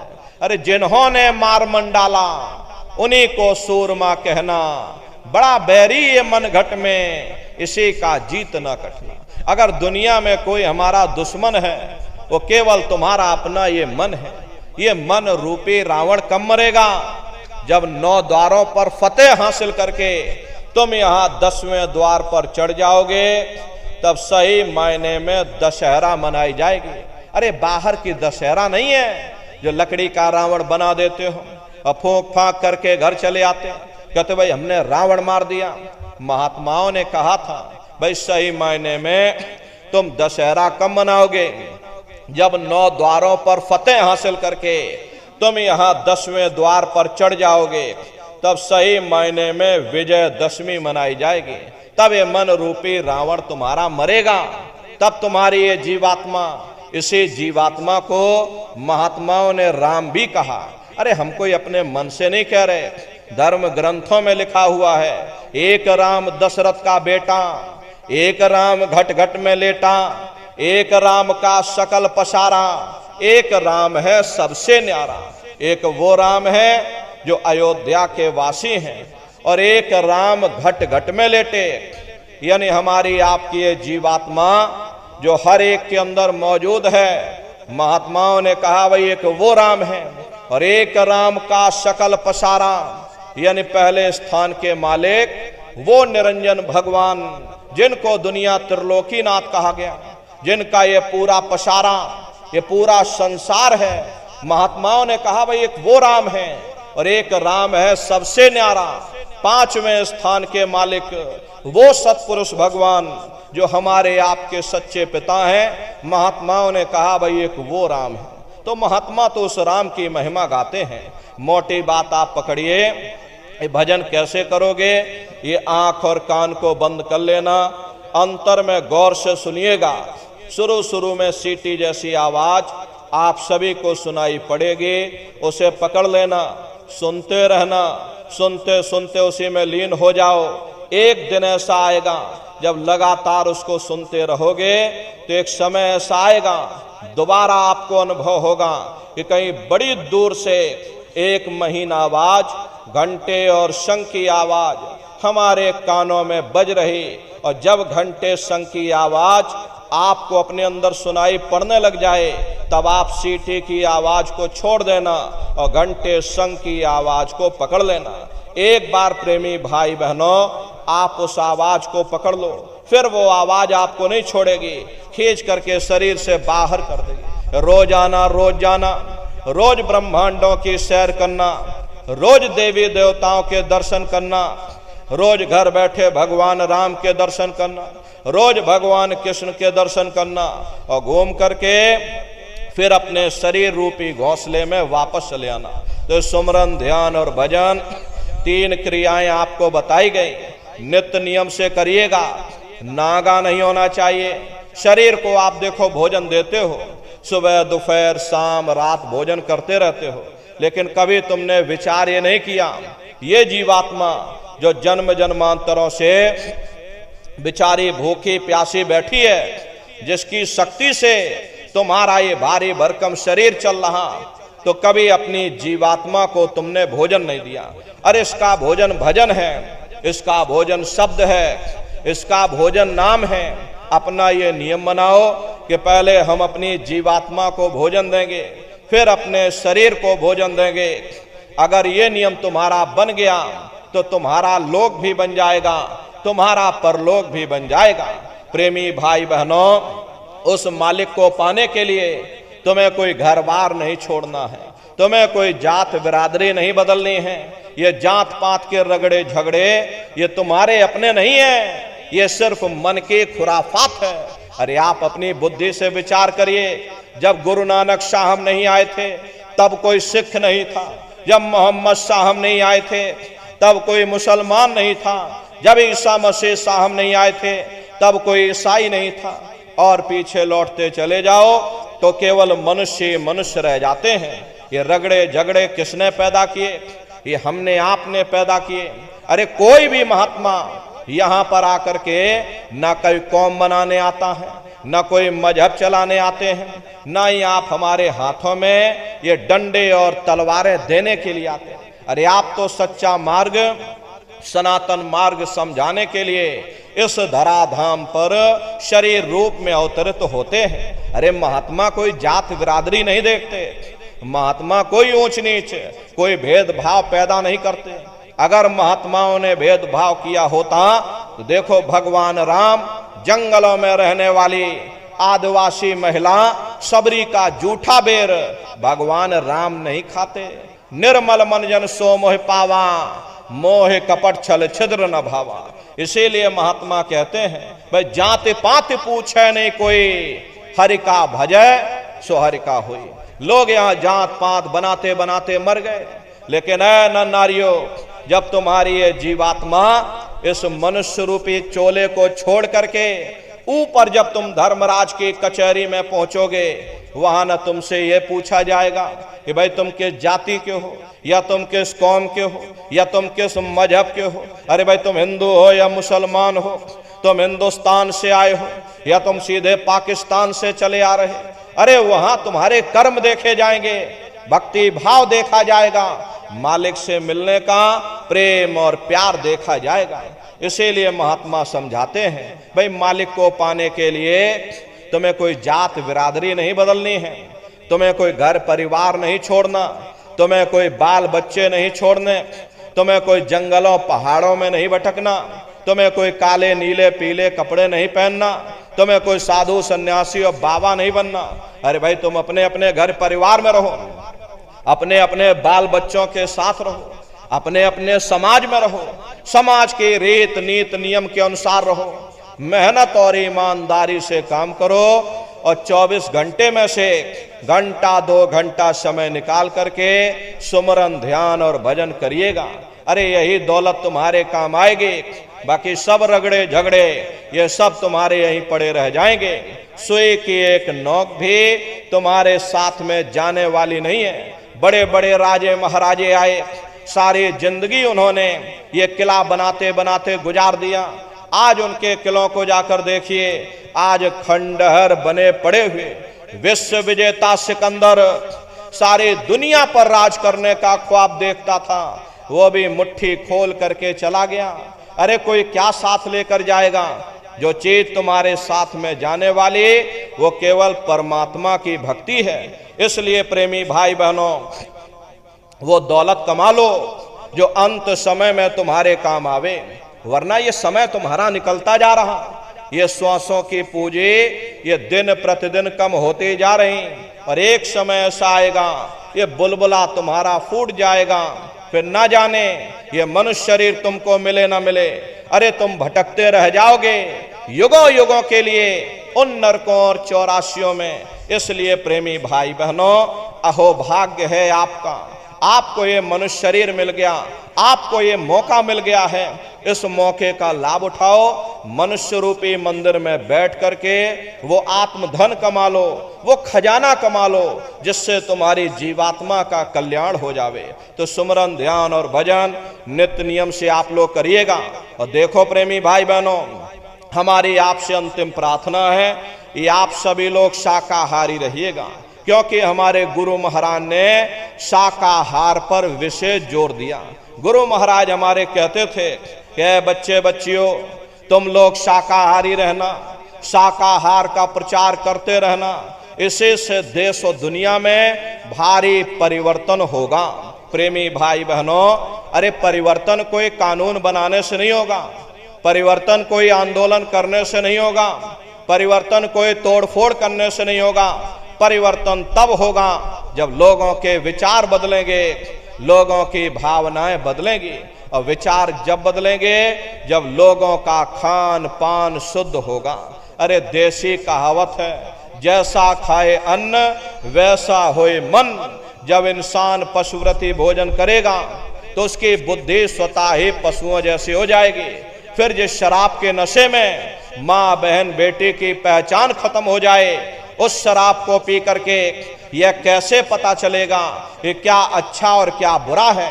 यही कारण है कि आज घर समाज में ये दुनिया भर के अत्याचार और दुनिया भर के व्यभिचार फैले हुए। अरे हम लोग देखिए मंदिर बनवाते हैं, उन मंदिरों में नहा धो करके जाते हैं, कहते भाई परमात्मा के रहने की जगह है, हमको नहा धो करके जाना चाहिए, फूल अगरबत्ती ले जाना चाहिए। कोई उन मंदिरों में कूड़ा कचड़ा नहीं डालता। अगर तुम कूड़ा कचड़ा डालोगे तो आपस में लाठियां चल जाएंगी। फिर ये जो हरि मंदिर है, ये पंच भौतिक शरीर जिसे महात्माओं ने हरि मंदिर कहा, अरे इसमें तुम हाड़ मांस के लोथड़े डालते हो, इसमें तुम शराब के कतरे डालते हो, इसमें तुम मुर्गा मुर्गी काट करके डाल रहे। अपने बनाए हुए ईंट गारे के मंदिर की तुम कद्र करोगे और परमात्मा के बनाए हुए इस मानव मंदिर को तुमने जीते जी कब्रिस्तान बना दिया तो सख्त सजा मिलेगी। अरे महात्माओं ने लिखा है कि तिल भर मच्छी खाए के कोट गऊ दे दान, काशी करवट जा मरे निश्चय नरक निदान। यदि तिल भर भी मच्छी खा करके फिर चाहे कोटान कोट तुम गऊओं का दान करो और काशी में जाकर के मत्था रगड़ते रगड़ते अपनी पूरी जिंदगी वहां पर गुजार दो, फिर भी तुमको तुम्हारे गुनाहों की सजा मिलेगी, कोई बच नहीं सकता। क्योंकि ये कर्म भूमि है, यहां तुम जैसा कर्म करोगे वैसा फल तुमको मिलेगा। देखिए इस कर्म भूमि पर कृष्ण भगवान तक नहीं बच पाए। उस समय बाली को छिप करके बाण मारा, वही बाली कृष्ण अवतार में बहेलिया बन करके आ गया। कृष्ण भगवान के पैरों में पद्म चमकता था, हिरण की आंख समझ करके बहेलिये ने निशाना मार दिया और जब पास में आकर के देखा कृष्ण भगवान थे। अफसोस करने लगे, लेकिन कृष्ण भगवान ने उसको समझाया कि भाई इसमें तुम्हारा कोई दोष नहीं, उस समय हमने तुमको मारा, आज तुमने हमको मार दिया, हमारा तुम्हारा अदला बदला पूरा हो गया। कर्म प्रधान विश्व रच राखा, जो जस करे सो तस फल चाखा। ये कर्मों का ऐसा देश है, यहाँ तुम जैसे बीज बोगे वैसे फसल काटोगे। इसलिए नर नारियों हमारी आपसे प्रार्थना है कि आप सभी लोग शाकाहारी रहिएगा। कोई ऐसा नशा मत करो जिससे बुद्धि तुम्हारी पागल हो जाए और घर में माँ बहन बेटी की पहचान खो दो। हरे प्रेमी भाई बहनों, ये तरह तरह की बीमारियां जो आज के समय में आ रही, इसका मुख्य कारण एक ही है, लोगों का खान पान गंदा हो गया। अरे आप अपनी बुद्धि से विचार करिए, जब इंसानों के खून में जानवरों का खून मिल जाएगा, इंसानों के अंदर जब जानवरों के कीटाणु पहुंच जाएंगे तो ना जानवरों की दवा काम में आएगी न इंसानों की दवा काम में आएगी, तो परिणाम क्या होगा? ऐसी महामारियां फैलेंगी। अभी कोरोना जैसी महामारी आई, पूरा विश्व तबाह हो गया, लोग अपने अपने घरों में सब कैद हो गए, कोई किसी से मिलने को तैयार नहीं। न जाने कितने घर परिवार उजड़ गए, न जाने कितनी लाशें बह गईं, न जाने कितने बच्चे अनाथ हो गए, न जाने कितनी माताएं विधवा हो गईं। लाखों लाख रुपया लेकर के लोग अस्पतालों के चक्कर काटते रह गए, एक ऑक्सीजन का सिलेंडर नसीब नहीं हुआ। अरे कारण क्या है? कारण यही है, जब जानवरों के कीटाणु इंसान के शरीर में प्रवेश कर जाएंगे तो आने वाले समय में ऐसी महामारियां और फैलेंगी। हमारे गुरु महाराज सन 70 के दशक में ये भविष्यवाणी किया करते थे कि बच्चा आगे नई नई बीमारियां आएंगी। पहले बीमारियों की हवा चलेगी, फिर बीमारियों की आंधी आएगी, फिर बीमारियों की सुनामी आएगी। अरे लाशें पड़ी घर घर में सड़ेंगी, बचाने वाला मिलेगा ना कोई, जमाना बदलेगा। कहे जय गुरुदेव पुकार, जमाना बदलेगा। इसलिए प्रेमी भाई बहनों, हमारी आपसे प्रार्थना है कि आप सभी लोग शाकाहारी रहिएगा। कोई ऐसा नशा मत करो जिससे बुद्धि तुम्हारी पागल हो जाए और घर में माँ बहन बेटी की पहचान खो दो। देखो उस समय पर प्रेमी भाई बहनों, एक द्रौपदी के चीर हरण से पूरा महाभारत हो गया। उस समय बड़े बड़े राजे महाराजे मौन हो गए, भीष्म पितामह मौन हो गए, गुरु द्रोण मौन हो गए। नतीजा क्या हुआ? मारे गए सबके सब, महाभारत हो गया। लाखों करोड़ों लोग काल के गाल में समा गए। एक द्रौपदी के चीर हरण से इतना बड़ा महाभारत हो गया। आज इस कलयुग में शराब के नशे में न जाने कितनी माताओं बहनों पर अत्याचार हो रहा, न जाने कितना व्यभिचार हो रहा। इसका भारी परिणाम आवाम जनमानस को भोगना पड़ेगा।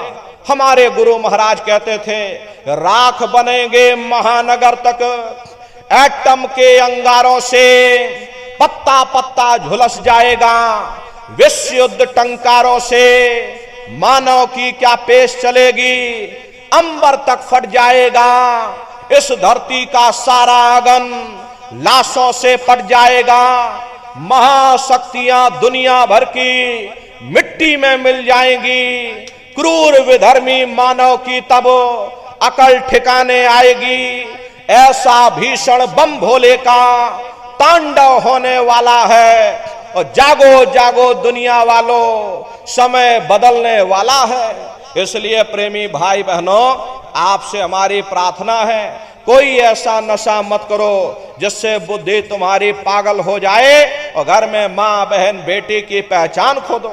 अरे आप अपने आप को कट्टर हिंदू मानते हो, अरे भाई हम कट्टर हिंदू हैं, हमसे बड़ा सनातनी दुनिया में कोई नहीं। हम भगवान राम को मानने वाले, हम बजरंगबली को मानने वाले, हम भगवान कृष्ण को मानने वाले, हम महात्मा बुद्ध को मानने वाले। अरे भाई आप राम को मानते हो, आप महात्मा बुद्ध को मानते हो, आप भगवान कृष्ण को मानते हो, तो उनके आदर्शों पर भी चलना सीखो। भगवान राम ने कभी नहीं कहा कि तुम मांस खाओ, भगवान कृष्ण ने कभी नहीं कहा कि तुम शराब पियो। जितने देवी देवता अवतार हुए सभी यही कह करके गए, अहिंसा परमो धर्म। अगर हमने किसी को बनाया नहीं तो मिटाने का अधिकार हमारे पास नहीं। अरे आप इंसान हो, इंसान का काम है दया करने का, दया धर्म का मूल है। इसलिए आप जीवों पर रहम करो, रूहों पर रहम करो। सभी लोग शाकाहारी रहना और शाकाहार का प्रचार अपने अपने क्षेत्रों में बराबर आप लोग करते रहिएगा। अरे सतयुग कैसे आएगा, राम राज कैसे आएगा? राम राज कोई भाषण देने से नहीं आएगा, राम राज कोई नारा लगा देने से नहीं आएगा, राम राज कोई भगवा लहरा देने से नहीं आएगा, राम राज कोई हिंदू मुसलमान करने से भी नहीं आएगा। राम राज जब आएगा जब लोगों के अंदर अच्छे विचार आएंगे। वरना राम के समय में भी रावण जैसे असुर होते थे, कृष्ण के समय में भी कंस जैसे असुर होते थे। अरे तब भी लड़ाइयां होती थी, तब भी युद्ध हुआ करते थे। राम राज का मतलब है अच्छे विचारों का आना, और अच्छे विचार जब आएंगे जब हर इंसान मानव धर्म का पालन करेगा। अरे मानव धर्म क्या कहता है? सत्य, दया, अहिंसा, प्रेम और करुणा, यही मानव धर्म का आधार है।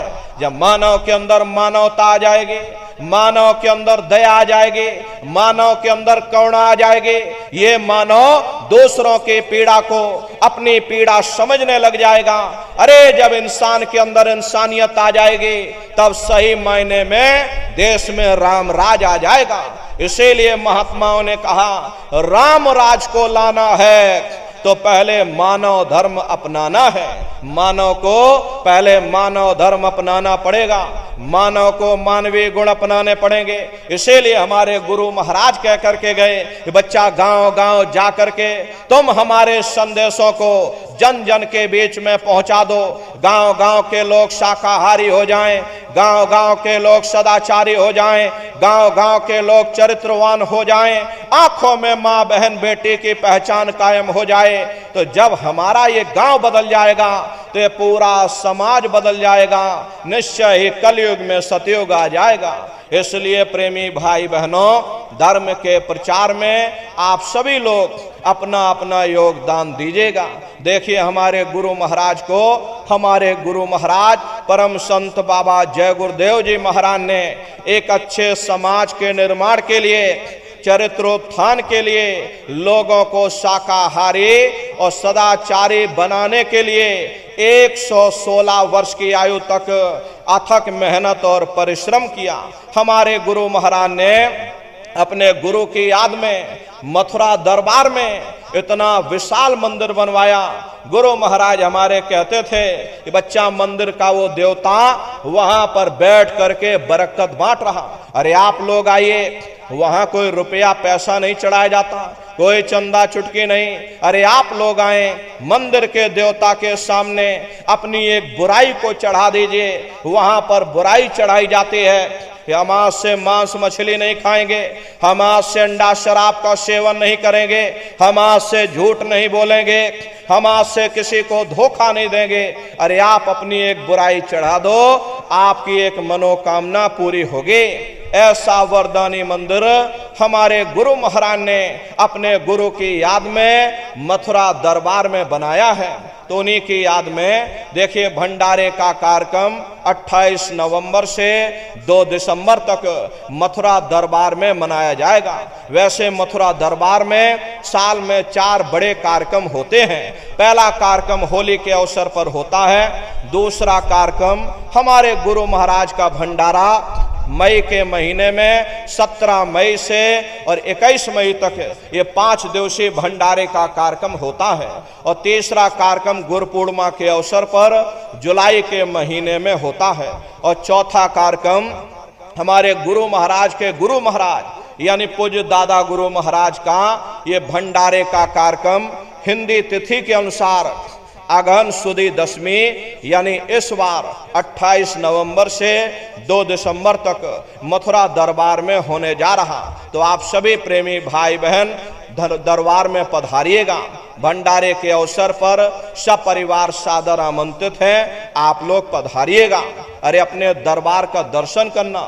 देखिए मथुरा दरबार में हमारे गुरु महाराज की एक छोटी सी गौशाला भी है। हमारे गुरु महाराज के पास में कुल 2 गाय थी। 2 गायों का इतना बड़ा परिवार है कि आज के समय में करीब करीब 3000 गायें हैं और 3000 के ऊपर सांड है। गौशाला अलग है और नंदीशाला अलग है। हमारे यहाँ किसी को बाहर नहीं भेजा जाता, क्योंकि हमारे गुरु महाराज कह करके गए कि बच्चा ये मेरी प्यारी गाय हैं, इनको यहीं रखना, यहीं सेवा पानी करना। इसीलिए चाहे गाय हो या चाहे बैल हो, हमारे यहाँ किसी को बाहर नहीं भेजा जाता। गायों के लिए अलग से गौशाला है और सांडों के लिए अलग से नंदीशाला बनी है। उसी के बगल में अपना एक बहुत बड़ा कॉलेज है, जिसमें 2,500 से 3,000 बच्चे निःशुल्क विद्याध्ययन करते हैं। कॉपी किताब पढ़ाई लिखाई भोजन पानी बिल्कुल निःशुल्क है। उसी के बगल में अपना एक बहुत बड़ा अस्पताल है।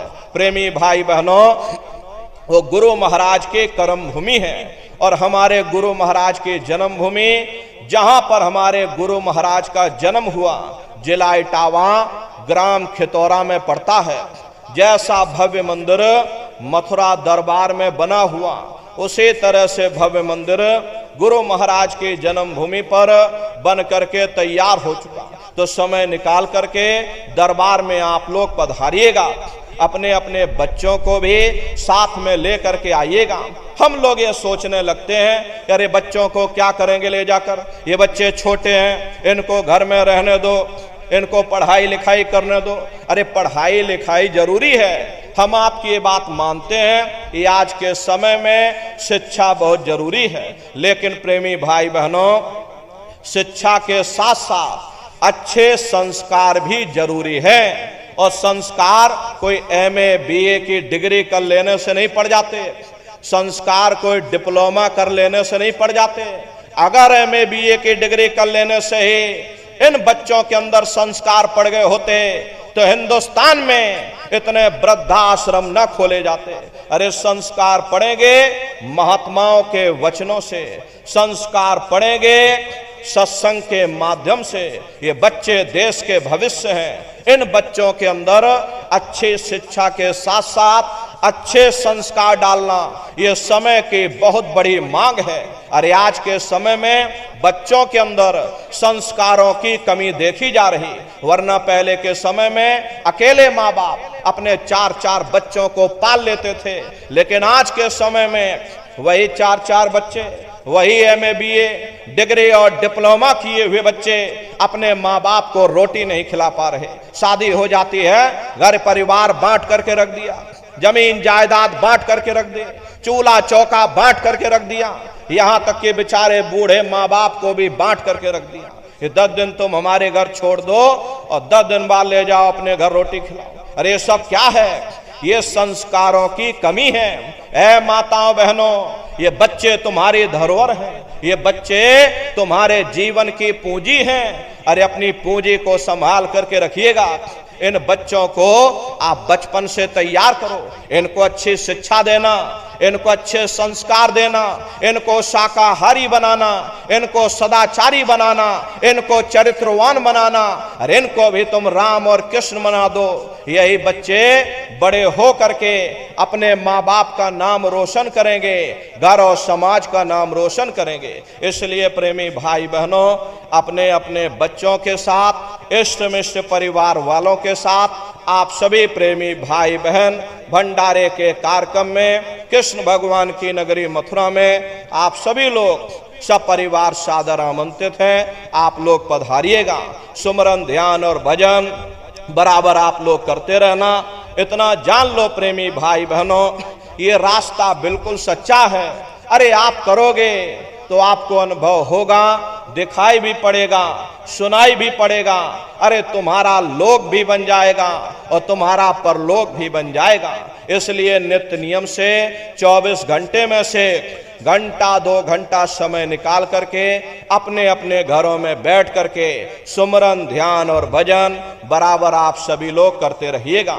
इसी के साथ अब हम अपनी वाणी को विराम देते हैं। आप लोगों ने अपना कीमती समय हमको दिया, इसके लिए आप सभी प्रेमी भाई बहनों को बहुत बहुत साधुवाद है। सबका जीवन मंगलमय हो, इन्हीं शुभकामनाओं के साथ में आप सभी को आपने अपना कीमती समय दिया, इसके लिए बहुत बहुत धन्यवाद है। प्रेमी भाई बहनों, अभी हम सत्संग समाप्त करने के बाद में नीचे उतर जाएंगे। बारी बारी से आप लोगों से मिल भी लेंगे, लेकिन आप लोग कोई धक्का मुक्की मत करिएगा, आराम आराम से आइएगा। सबसे पहले माताएं बहनें आएंगी, उसके बाद भाई लोग आएंगे। माताओं बहनों से हमारी हाथ जोड़ करके प्रार्थना है, देखो माताओं बहनों, ये भीड़ भाड़ का समय है। आपने अपने गले में कोई सोने की चैन, कोई लॉकेट, कोई जंजीर डाल रखी है, जरा आप उसे सुरक्षित करके आइएगा, क्योंकि भीड़ भाड़ का समय है। तरह तरह के लोग आते हैं, उनकी निगाह आपकी चैन पर होती है। प्रेमी भाई बहनों, अरे आपका नुकसान होगा तो आपको भी तकलीफ होगी, हमको भी तकलीफ होगी। इसीलिए पहले से आपको सचेत किया जा रहा है। ये अपने गहनों की सुरक्षा करना ये आपकी जिम्मेदारी बनती है। सर को, कान को, गले को बिल्कुल आप लोग ढक करके आइएगा, या थोड़ी देर रुक जाना। जब भीड़ भाड़ कम हो जाए तब आप लोग आ जाना। बगल में गुरु महाराज की गाड़ी है, चरण पादुका है, दर्शन करते हुए और सत्संग का प्रसाद सभी लोग ले करके तब आप लोग अपने अपने घरों की तरफ पधारिएगा। बोलो जय।